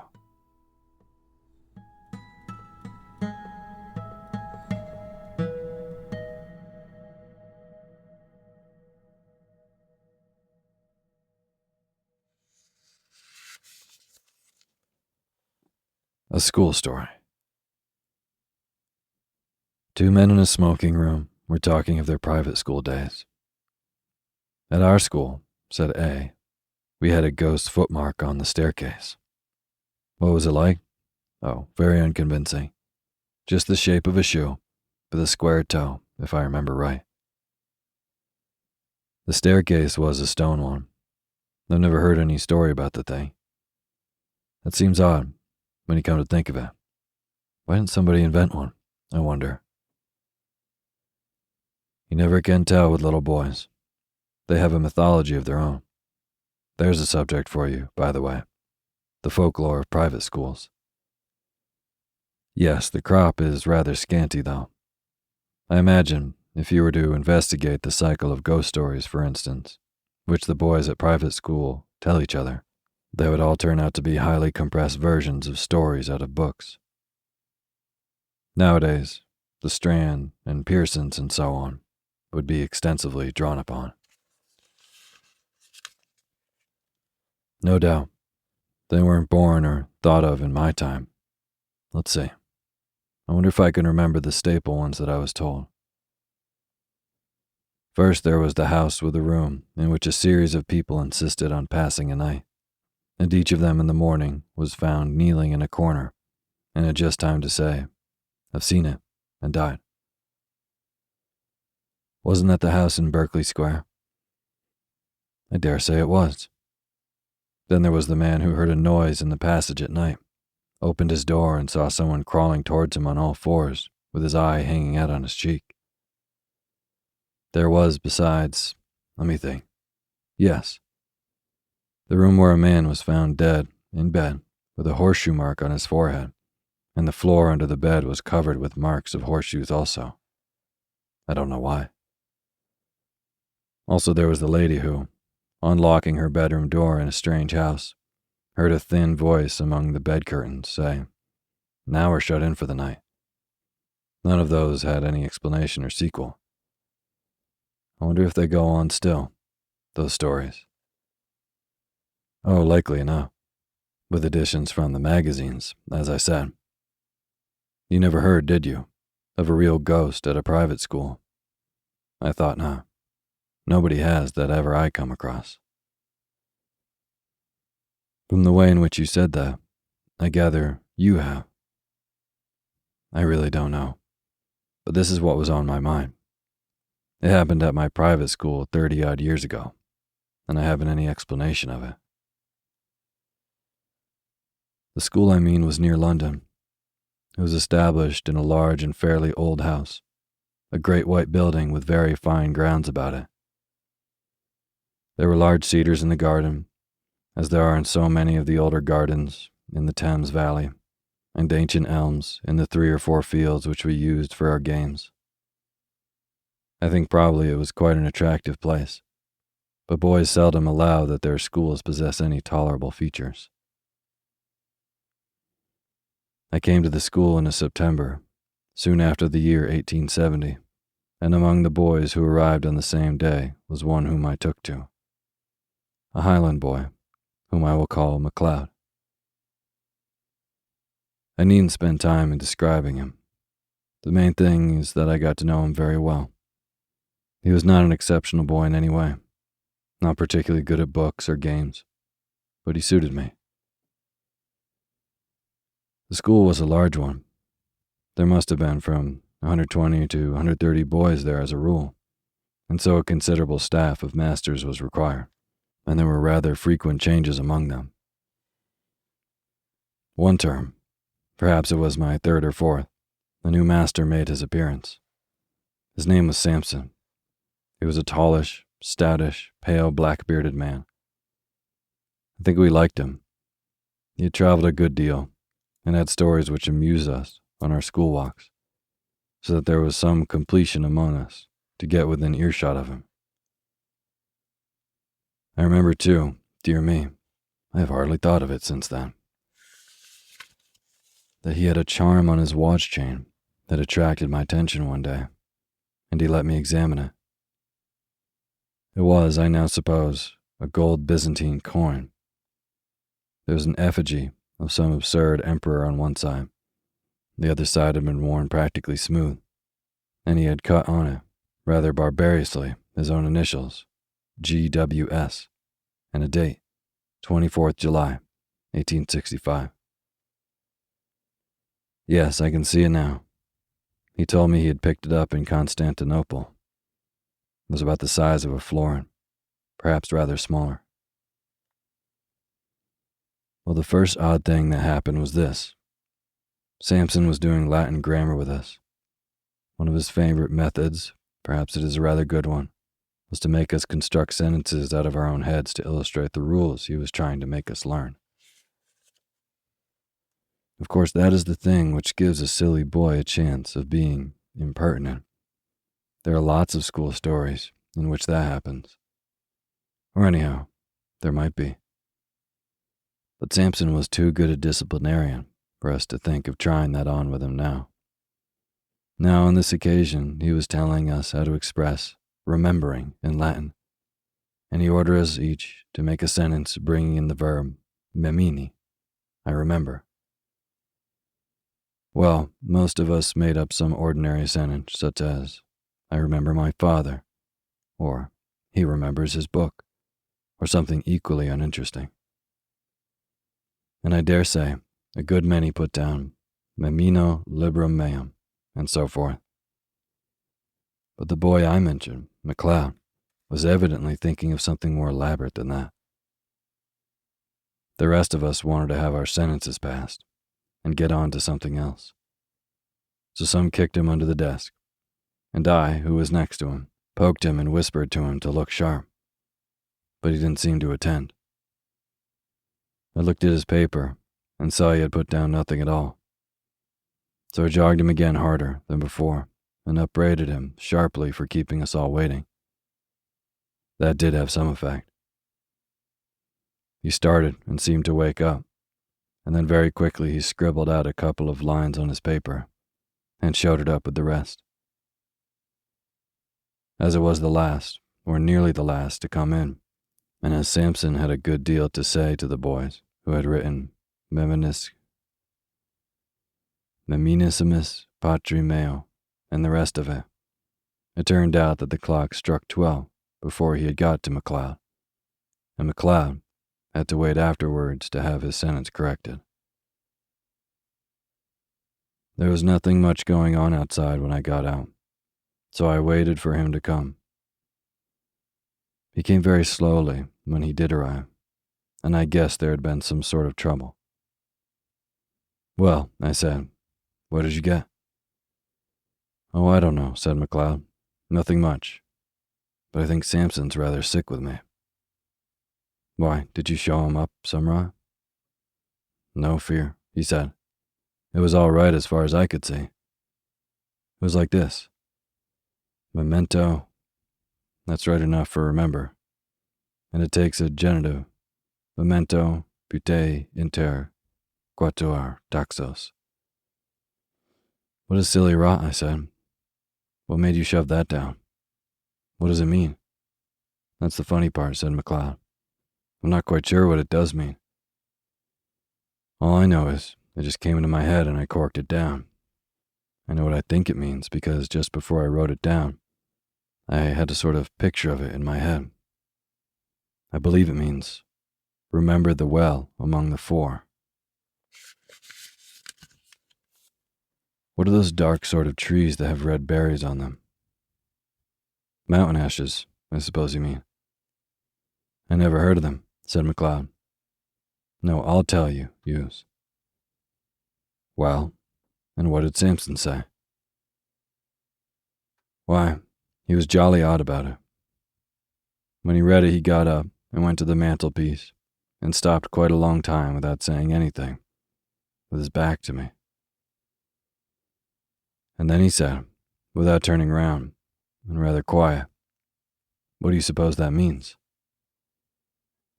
What do you suppose that means? I told him what I thought, only I couldn't remember the name of the silly tree. And then he wanted to know why I put it down, and I had to say something or other. And after that, he left off talking about it, and asked me how long I'd been there, and where my people lived, and things like that. And then I came away, but he wasn't looking a bit well. I don't remember any more that was said by either of us about this. Next day, McLeod took to his bed with a chill or something of the kind, and it was a week or more before he was in school again. And as much as a month went by without anything happening that was noticeable. Whether or not Mr. Sampson was really startled, as McLeod had thought, he didn't show it. I'm pretty sure, of course, now, that there was something very curious in his past history, but I'm not going to pretend that we boys were sharp enough to guess any such thing. There was one other incident of the same kind as the last which I told you. Several times since that day, we'd had to make up examples in school to illustrate different rules. But there had never been any row, except when we did them wrong. At last there came a day when we were going through those dismal things which people call conditional sentences, and we were told to make a conditional sentence, expressing a future consequence. We did it, right or wrong, and showed up our bits of paper, and Samson began looking through them. All at once he got up, made some odd sort of noise in his throat, and rushed out by a door that was just by his desk. We sat there for a minute or two, and then, I suppose it was incorrect, but we went up, I and one or two others, to look at the papers on his desk.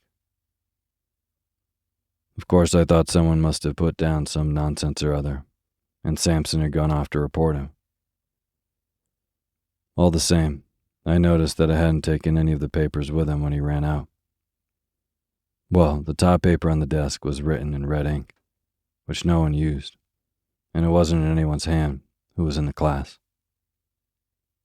They all looked at it, McLeod and all, and took their dying oaths that it wasn't theirs.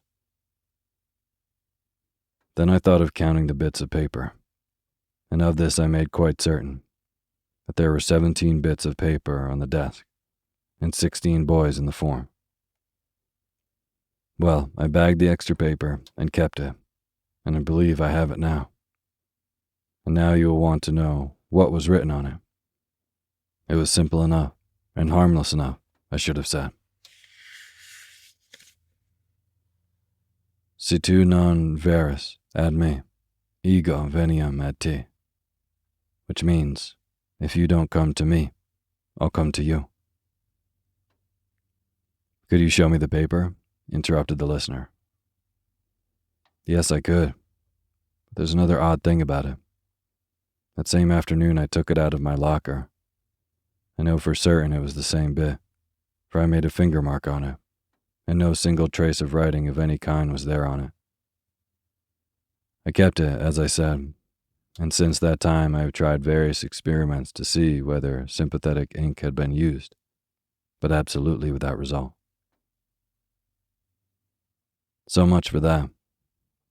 After about half an hour, Samson looked in again, said he had felt very unwell, and told us we might go.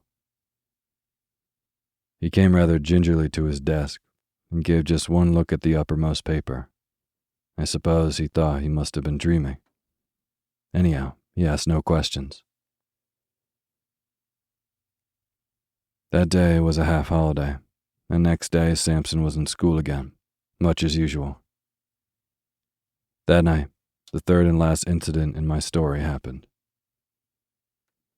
We, McLeod and I, slept in a dormitory at right angles to the main building. Sampson slept in the main building on the first floor. There was a very bright full moon. At an hour which I can't tell exactly, but some between 1 and 2, I was woken up by somebody shaking me. It was McLeod, and a nice state of mind he seemed to be in. "Come," he said, "come. There's a burglar getting in through Sampson's window." As soon as I could speak up, I said, "Well, why not call out and wake everybody up?" No, he said. "I'm not sure who it is. Don't make a row. Come and look." Naturally, I came and looked, and naturally, there was no one there. I was cross enough, and should have called McLeod plenty of names, only I couldn't tell why. It seemed to me that there was something wrong, something that made me very glad I wasn't alone to face it. We were still at the window looking out, and as soon as I could, I asked him what he had heard or seen. "I didn't hear anything at all," he said. "But about 5 minutes before I awoke you, I found myself looking out of this window here, and there was a man sitting or kneeling on Sampson's windowsill and looking in, and I thought he was beckoning." "What sort of man?" McLeod wriggled. "I don't know," he said, "but I can tell you one thing. He was beastly thin, and he looked as if he was wet all over. And," he said, looking around and whispering, as if he hardly liked to hear himself, "I'm not at all sure that he was alive." We went on talking in whispers some time longer, and eventually crept back to bed. No one else in the room woke or stirred the whole time. I believe we did sleep a bit afterwards, but we were very cheap next day.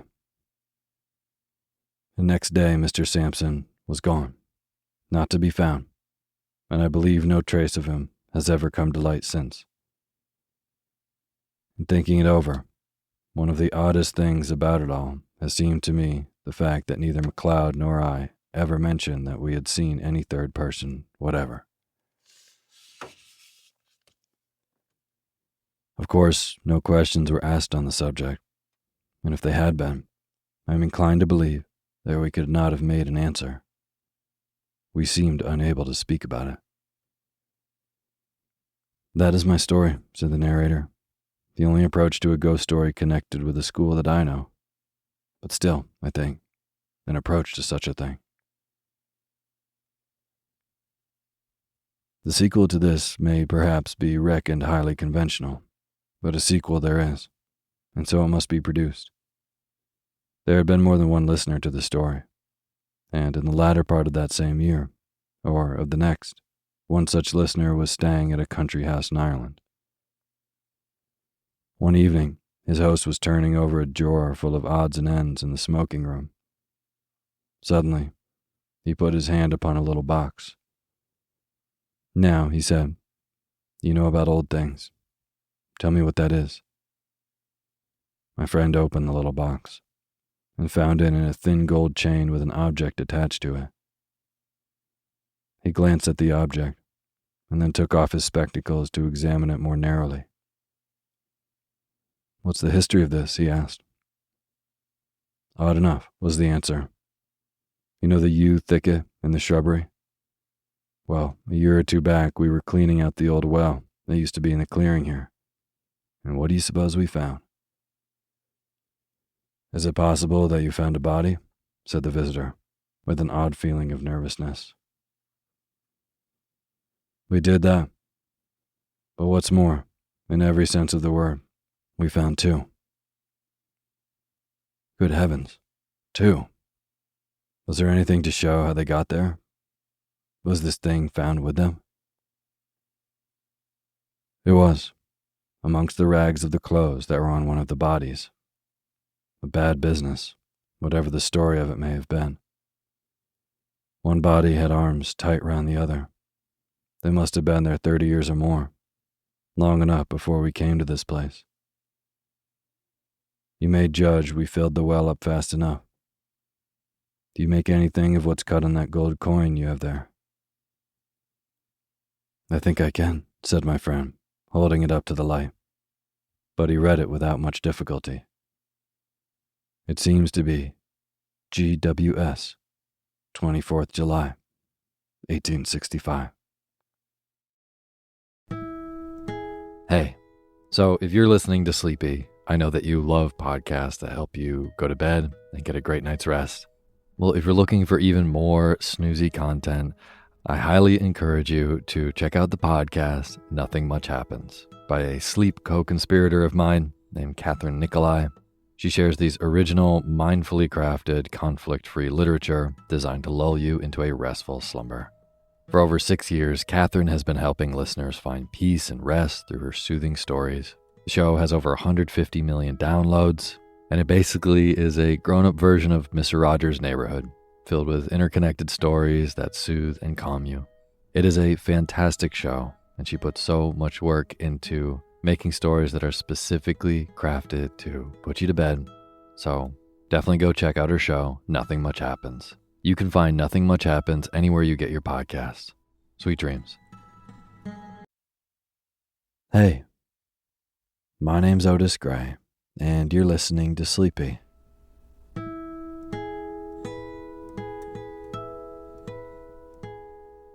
A podcast where I read old books to help you get to sleep.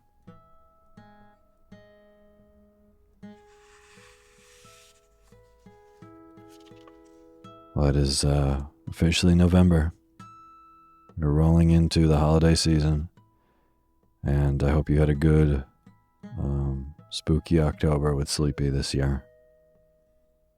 I really like the stories that we read, and it's nice to be rolling into these more kind of wintry stories in the coming months. So I have a really nice story for you tonight by L. Frank Baum, who is, of course, the author of The Wizard of Oz and everything in the Oz series. And before we get to the bedtime reading, I just want to generally thank all of our Patreon members. You are so amazing. This is usually when I would individually thank all of our new members, but as I am currently on the road, cross country right now, traveling, I will be reading those when I get back, which is in a couple weeks from now, probably. But I'm having a lot of fun romping around in the desert, in the forest. So for right now, I would just really like to thank all of our patrons. And if you're listening and you're not a patron, you can also be one. And basically what that means is you go on patreon.com, which is a website that helps you support people who make the stuff that you like. And you can donate a little bit. At $1, I'll read your name in the opening credits of one of our next shows. And at $2, you get a totally ad-free version of Sleepy. $5 gets you access to the poetry feed. But again, no matter how much you donate, I really, really appreciate it. And you will hear your name read on the show if you do. So again, if you would like to be a part of making this show as well, go to patreon.com/sleepyradio. Thank you. And as always, the music you're hearing is by my good friend James Lepkowski, and the cover art for Sleepy is by Gracie Kanan.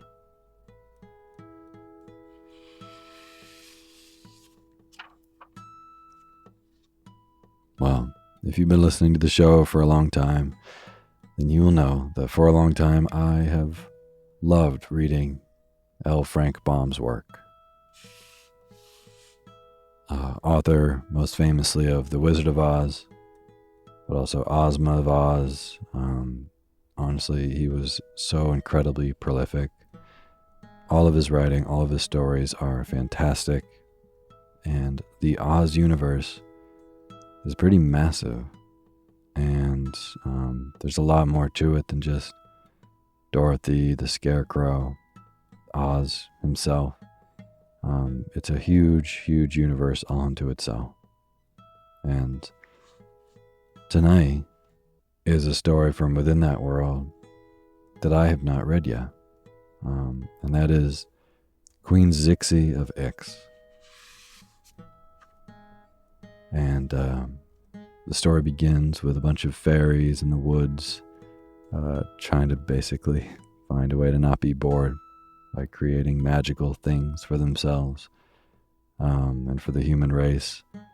And I'm currently recording this from the forest in the sequoias in California, and somehow it feels very, very appropriate.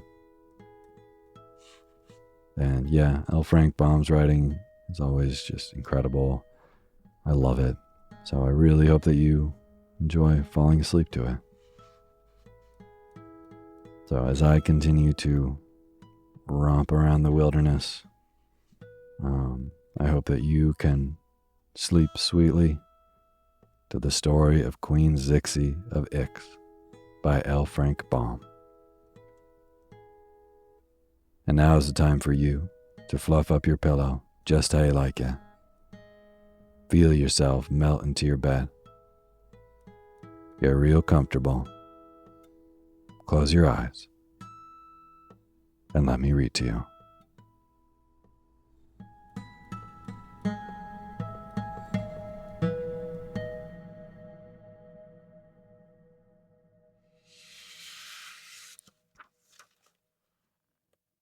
The Weaving of the Magic Cloak. The fairies assembled one moonlit night in a pretty clearing of the ancient forest of Burzee.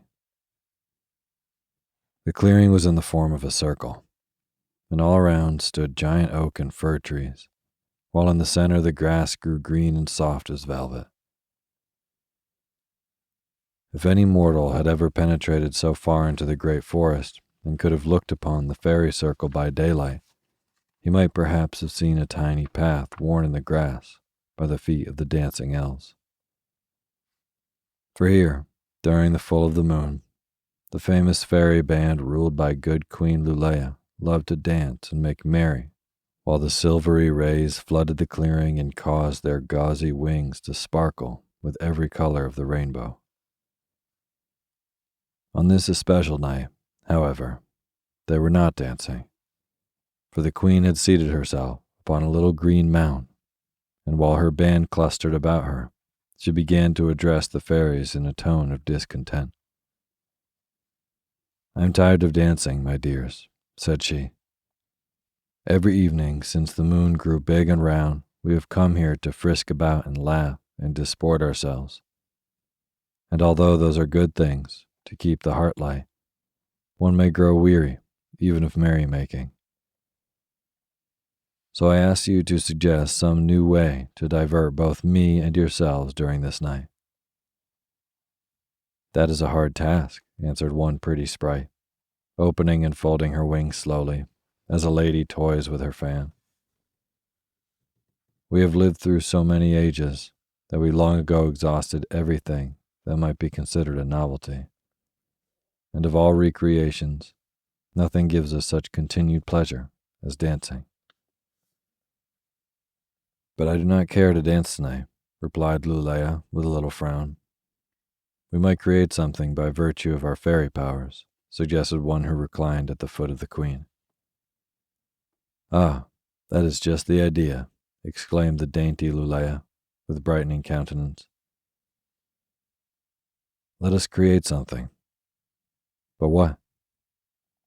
"I have heard," remarked another member of the band, "of a thinking cap having been made by some fairies in America.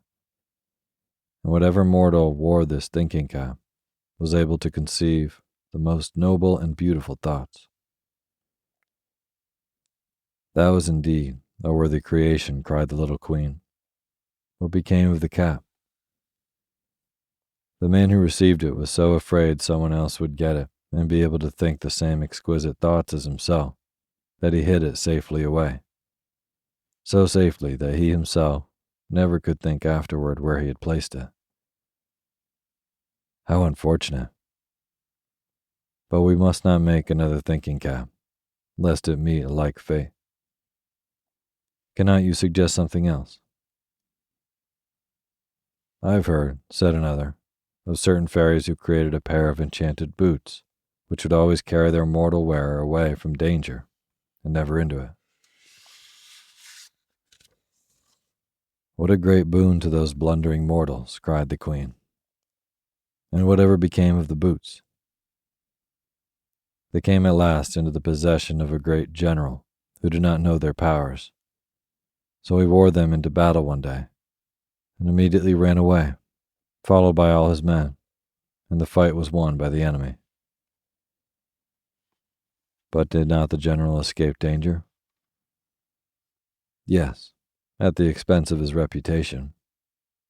So he retired to a farm and wore out the boots tramping up and down a country road and trying to decide why he had suddenly become such a coward.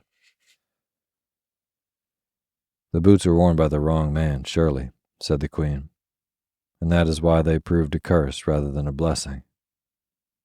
But we want no enchanted boots. Think of something else. Suppose we weave a magic cloak, proposed Espa, a sweet little fairy who had not before spoken. A cloak, indeed, we might easily weave that, returned the queen. But what sort of magic powers must it possess? Let its wearer have any wish instantly fulfilled, said Espa brightly.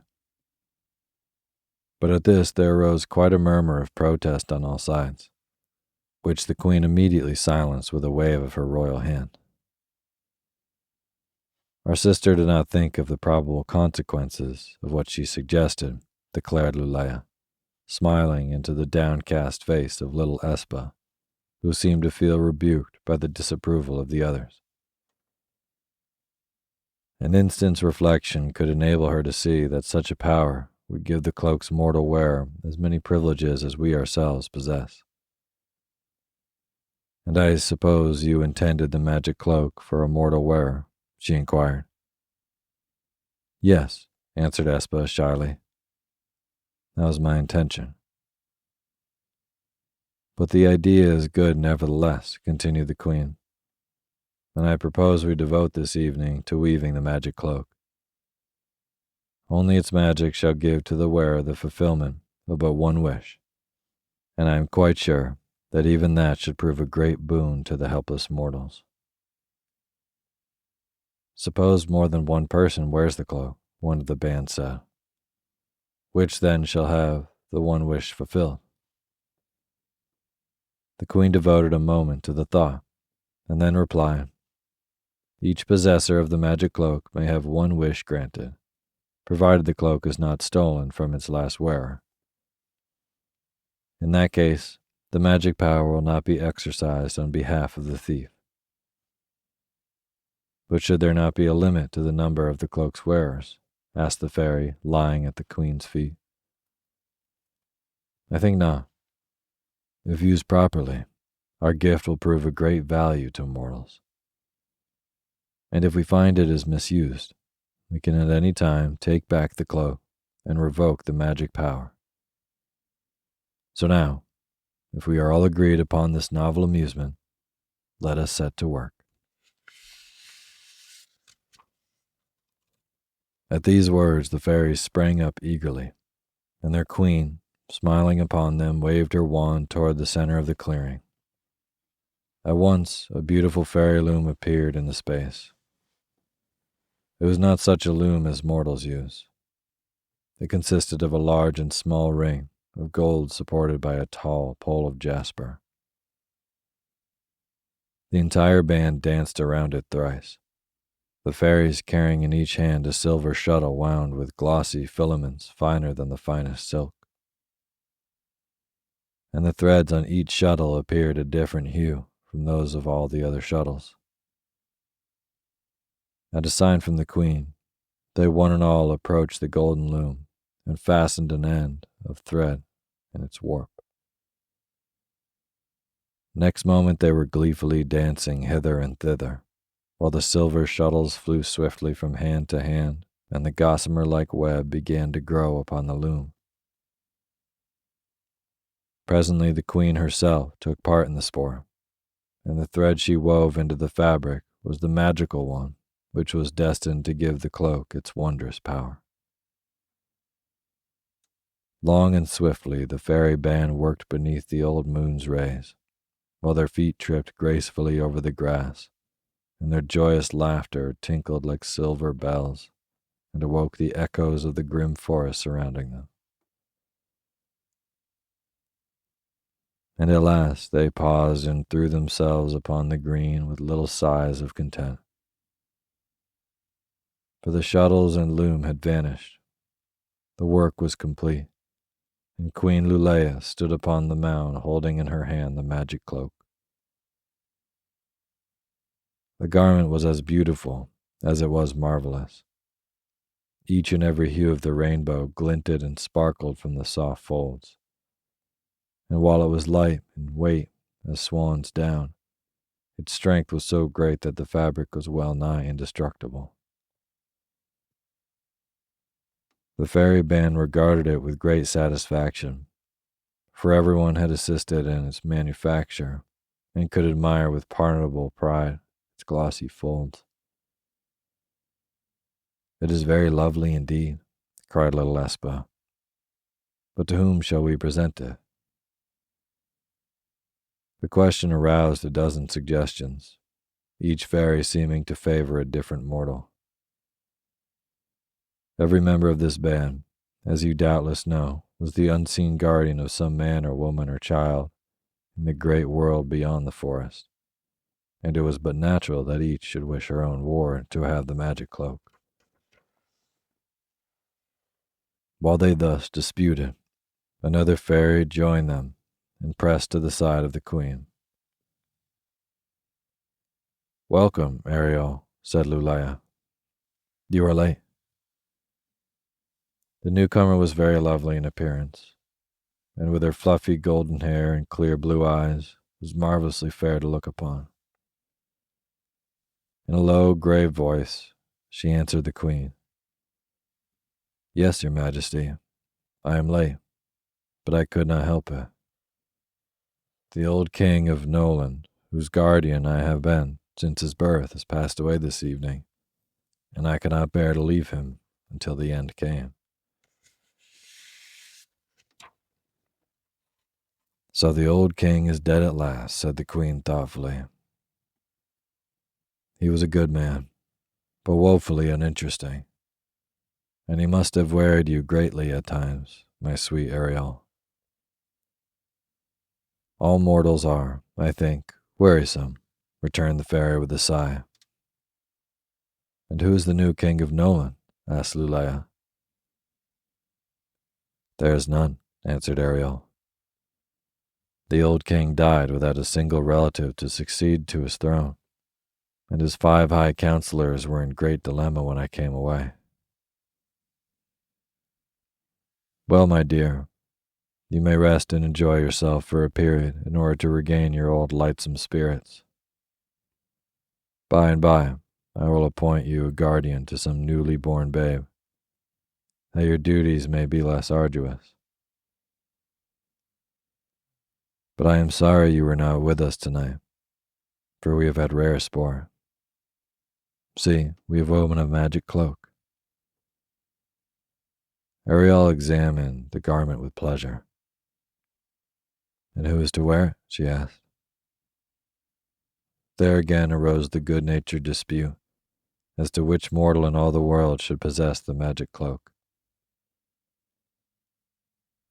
Finally, the queen, laughing at the arguments of her band, said to them, "Come, let us leave the decision to the man in the moon.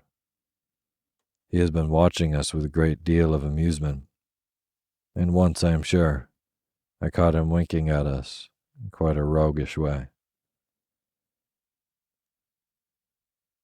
At this, every head was turned toward the moon, and then a man's face, full bearded and wrinkled, but with a jolly look upon the rough features, appeared sharply defined upon the moon's broad surface. "So I'm to decide another dispute, eh?" said he in a clear voice. "Well, my dears, what is it this time?" "We wish you to say, what mortal shall wear the magic cloak which I and the ladies of my court have woven," replied Queen Lulea. "Give it to the first unhappy person you meet," said the man in the moon. The happy mortals have no need of magic cloaks. And with this advice, the friendly face of the man in the moon faded away, until only the outlines remained visible against the silver disk. The queen clapped her hands delightedly. Our man in the moon is very wise, she declared, and we shall follow his suggestion.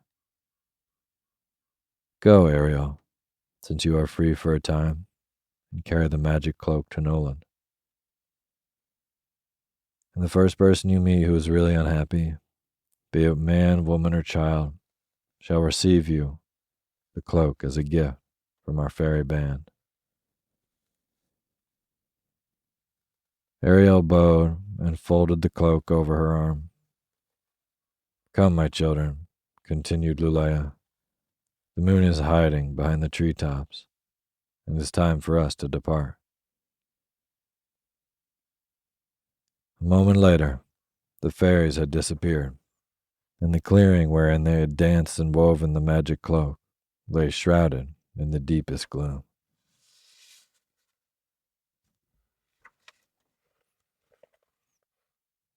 The Book of Laws. On this same night, great confusion and excitement prevailed among the 5 high counselors of the kingdom of Noland.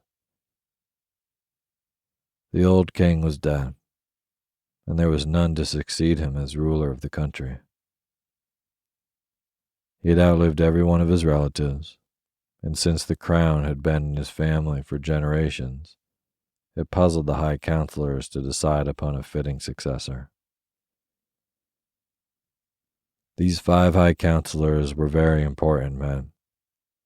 It was said they ruled the kingdom while the king ruled them, which made it quite easy for the king and rather difficult for the people. The chief counselor was named Telidav. He was old and very pompous, and had great respect for the laws of the land. The next in rank was Tolidab, the Lord High General of the king's army. The third was Tillydib, the Lord High Purse Bearer. The fourth was Talidab, the Lord High Steward. And the fifth and last of the high counselors was Talidab, the Lord High Executioner. These 5 had been careful not to tell people when the old king had become ill, for they feared being annoyed by many foolish questions.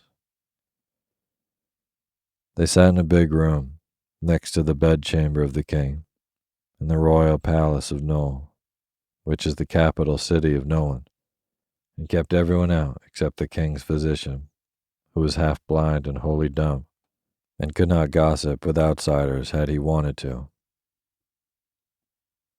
And while the high counselors sat and waited for the king to recover or die, as he might choose, Jikki waited upon them and brought them their meals. Jikki was the king's valet and personal servant. He was as old as any of the high 5 counselors, but they were all fat, whereas Jikki was wonderfully lean and thin, and the counselors were solemn and dignified, whereas Jikki was terribly nervous and very talkative. Beg pardon, my masters, he would say every few minutes, but do you think His Majesty will get well? And then, before any of the high counselors could collect themselves to answer, he continued, Beg pardon, but do you think His Majesty will die? And the next moment he would say, Beg pardon, but do you think His Majesty is any better or any worse? And all this was so annoying to the high counselors that several times one of them took up some object in the room with the intention of hurling it at Jikki's head. But before he could throw it, the old servant had nervously turned away and left the room. Tellydab, the Lord High Executioner, would often sigh. I wish there was some law that would permit me to chop off Jicky's head.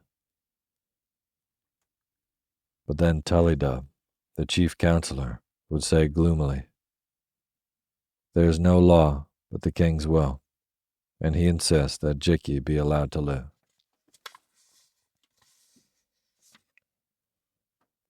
So they were forced to bear with Jicky as best they could. But after the king breathed his last breath, the old servant became more nervous and more annoying than ever. Hearing that the king was dead, Jicky made a rush for the door of the bell tower, but tripped over the foot of Tollydub and fell upon the marble floor so violently that his bones rattled, and he picked himself up, half dazed by the fall. "Where are you going?" asked Tollydub. "To toll the bell for the king's death," answered Jicky. "Well, remain here until we give you permission to go," commanded the Lord High General. "But the bell ought to be tolled," said Jicky. "Be silent," growled the Lord High Purse Bearer. "We know what ought to be done, and what ought not to be done." But this was not strictly true. In fact, the 5 high counselors did not know what ought to be done under these strange circumstances. If they told the people the king was dead, and did not immediately appoint a successor, then the whole population would lose faith in them, and fall to fighting and quarreling among themselves as to who should become king, and that would never in the world do. No, it was evident that a new king must be chosen before they told the people that the old king was dead. But whom should they choose for the new king? That was the important question. While they talked of these matters, the ever-active Jicky kept rushing in and saying, "Hadn't I better toll the bell?" "No," they would shout in a chorus, and then Jicky would rush out again. So they sat and thought and counseled together during the whole long night, and by the morning they were no nearer a solution of the problem than before.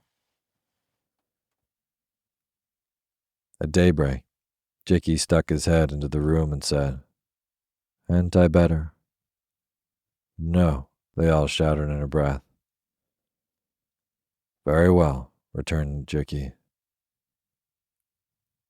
"I was only going to ask if I hadn't better get you some breakfast." "Yes," they cried again in one breath. "And shall I toll the bell?" "No," they screamed, and the Lord High Steward threw an inkstand that hit the door several seconds after Jicky had closed it and disappeared. While they were at breakfast, they again discussed their future action and the choice of a king. And finally a chief counselor had a thought that caused him to start so suddenly that he nearly choked.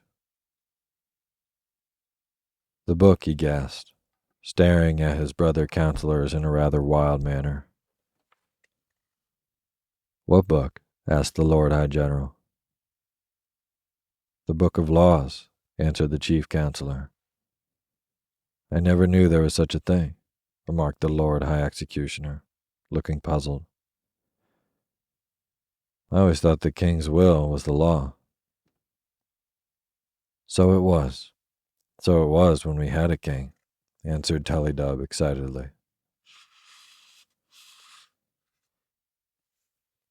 "But this book of laws was written years ago, and was meant to be used when a king was absent, or ill, or asleep."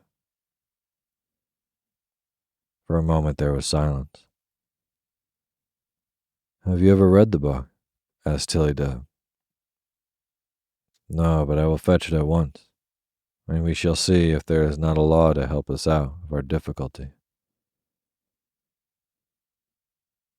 So the chief counselor brought the book, a huge old volume that had a musty smell to it and was locked together with a silver padlock. Then the key had to be found, which was no easy task. But finally the great book of laws lay open upon the table, and all the 5 periwigs of the 5 fat counselors were bent over it at once. Long and earnestly they searched the pages, but it was not until afternoon that Tullydub suddenly placed his broad thumb upon a passage and shouted, "I have it! I have it!" "What is it?" "Read it." "Read it aloud," cried the others. Just then, Jicky rushed into the room and asked, "Shall I toll the bell?" "No," they yelled, glaring at him. So Jicky ran out, shaking his head dolefully. Then Tullydub adjusted his spectacles and leaned over the book, reading aloud the following words. "In case the king dies, and there is no one to succeed him, the chief counselor of the kingdom shall go at sunrise to the eastward gate of the city of Knoll, and count the persons who enter through such gate, as soon as it is opened by the guards. And the 47th person that so enters, be a man, woman, or child, rich or poor, humble or noble, shall immediately be proclaimed king or queen, as the case may be, and shall rule all the kingdom of Noland forever after, so long as he or she may live. And if anyone in all the kingdom of Knoll shall refuse to obey the slightest wish of the new ruler, such person shall at once be put to death. This is the law."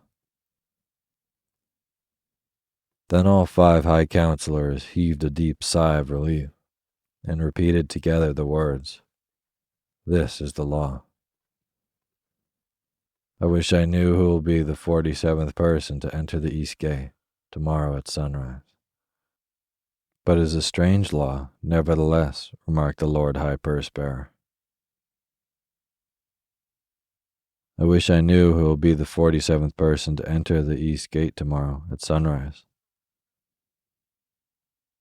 "We must wait and see," answered the Lord High General. "And I will have my army assembled and marshaled at the gateway, that the new ruler of Noland may be welcomed in a truly kingly manner, as well as to keep the people in order when they hear the strange news." "Beg pardon," exclaimed Jicky, looking in at the doorway. "But shall I toll the bell?" "No, you numbskull," retorted Tullydub angrily.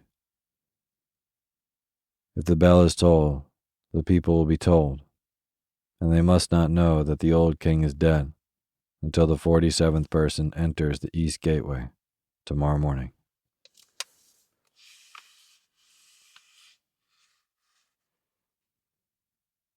The Gift of the Magic Cloak. Nearly 2 days' journey from the city of Knoll, yet still within the borders of the great kingdom of Noland, was a little village lying at the edge of a broad river. It consisted of a cluster of houses with the humblest description, for the people of this village were all poor and lived in simple fashion. Yet one house appeared to be somewhat better than others, for it stood on the river bank. It had been built by the ferryman, whose business it was to carry all travelers across the river. And as many traveled that way, the ferryman was able in time to erect a very comfortable cottage and buy good furniture for it, and to clothe warmly and neatly his 2 children. One of these children was a little girl named Margaret, who was called Meg by the villagers, and Fluff by the ferryman, her father, because her hair was so soft and fluffy. Her brother, who was 2 years younger, was named Timothy, but Margaret had always called him Bud, because she could not say brother more plainly when she first began to talk. So nearly everyone Timothy knew called him Bud, as little Meg did. These children had lost their mother when they were very young, and the ferryman had tried to be both mother and father to them, and had reared them very gently and lovingly. They were good children, and were liked by everyone in the village. But one day, a terrible misfortune befell them. The ferryman tried to cross the river for a passenger one very stormy night, but he never reached the other shore. When the storm had subsided and morning came, they found his body lying on the river bank, and the two children were left alone in the world. The news was carried by travelers to the city of Knoll, where the ferryman's only sister lived, and a few days afterward, the woman came to the village and took charge of her orphan niece and nephew.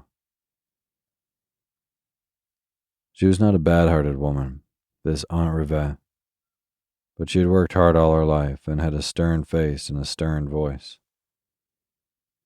She thought the only way to make children behave was to box their ears every now and again. So poor Meg, who had been well nigh heartbroken at her deaf father's loss, had still more occasion for tears after Aunt Rivette came to the village. As for Bud, he was so impudent and ill-mannered to the old lady that she felt obliged to switch him. And afterward the boy became surly and silent, and neither wept nor answered his aunt a single word. It hurt Margaret dreadfully to see her little brother whipped, and she soon became so unhappy at the sorrowful circumstances in which she and her brother found themselves that she sobbed from morning to night and knew no comfort.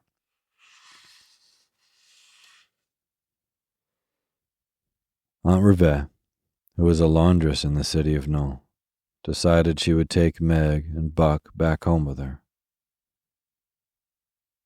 The boy can carry water for my tubs, and the girl can help me with the ironing, she said. So she sold all the heavier articles of furniture that the cottage contained, as well as the cottage itself, and all the remainder of her dead brother's belongings she loaded upon the back of the little donkey she had ridden on her journey from Knoll.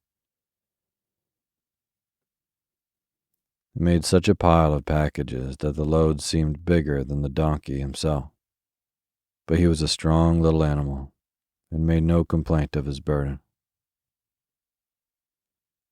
All of this being accomplished, they set out one morning for Knoll, Aunt Rivette leading the donkey by the bridle with one hand, and little Bud with the other, while Margaret followed behind, weeping anew at this parting with her old home and all she had so long loved.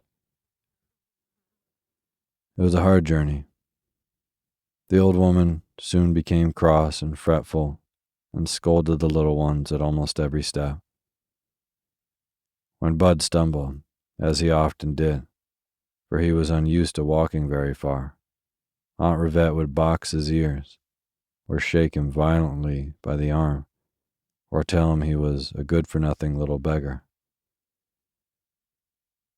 And Bud would turn upon her with a revengeful look in his eyes, and say not a word. The woman paid no attention to Meg, who continued to follow the donkey with tearful eyes and drooping head. The first night they obtained shelter at a farmhouse, but in the morning it was found that the boy's feet were so swollen and sore from the long walk of the day before that he could not stand upon them. So Aunt Rivette, scolding fretfully at his weakness, perched Bud among the bundles atop the donkey's back, and in this way they journeyed the second day, the woman walking ahead and leading the donkey, and Margaret following behind. The woman had hoped to reach the city of Knoll at the close of this day, but the overburdened donkey would not walk very fast, so nightfall found them still 2 hours' journey from the city gates, and they were forced to stop at a small inn. But this inn was already overflowing with travelers, and the landlord could give them no beds, nor even a room. "You can sleep in the stable if you like," said he.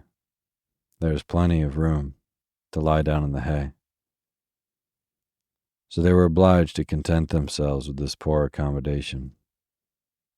The old woman aroused them at the first streaks of daybreak the next morning, and while she fastened the packages to the donkey's back, Margaret stood in the stable yard and shivered in the cold morning air. The little girl felt that she had never been more unhappy than at that moment, and when she thought of her kind father and the happy home she had once known, her sobs broke out afresh, and she leaned against the stable door and wept as if her little heart would break. Suddenly someone touched her arm, and she looked up to see a tall and handsome youth standing before her. It was none other than Ariel the fairy, who had assumed this form for her appearance among mortals, and over the youth's arm lay folded the magic cloak that had been woven the evening before in the fairy circle of Burzee. "Are you very unhappy, my dear?" asked Ariel in kindly tones. "I am the most unhappy person in all the world," replied the girl, beginning to sob afresh. "Then," said Ariel, "I will present you with this magic cloak, which has been woven by the fairies.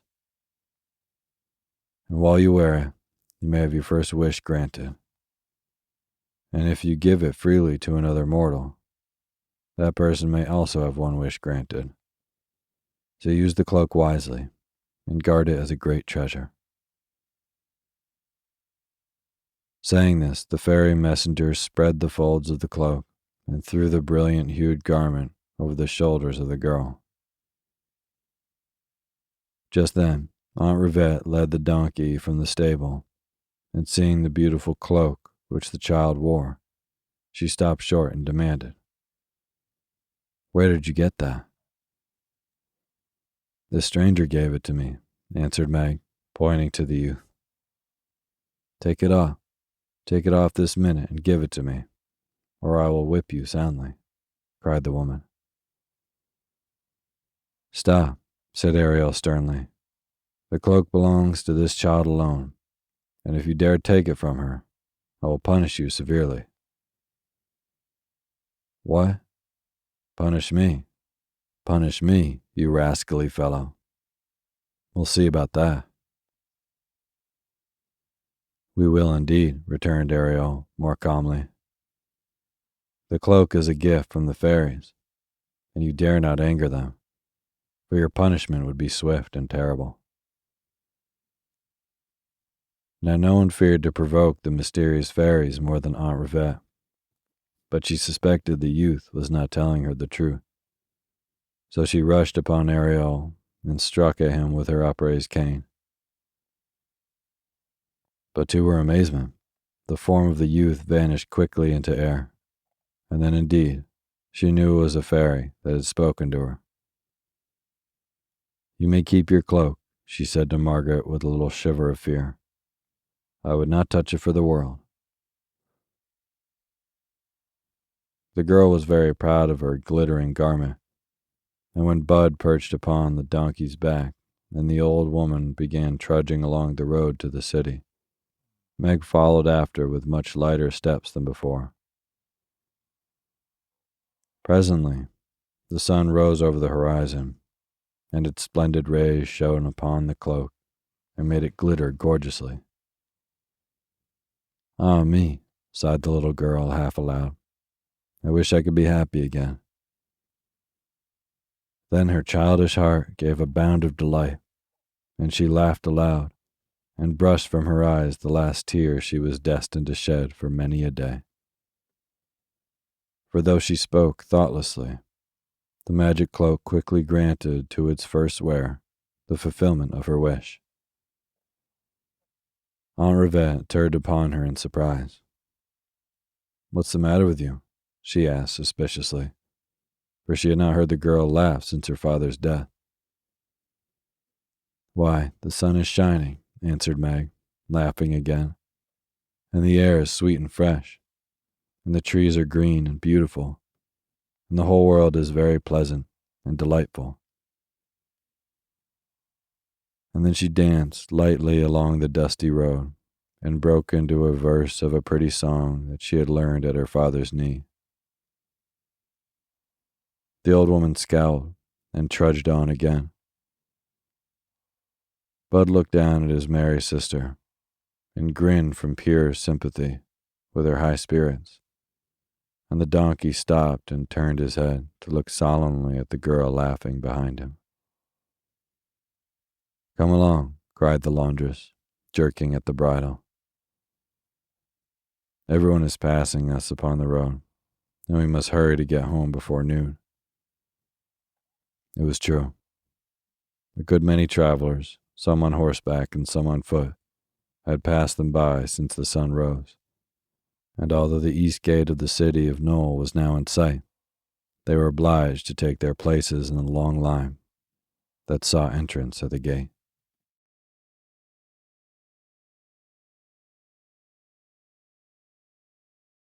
Thank you for listening to Sleepy.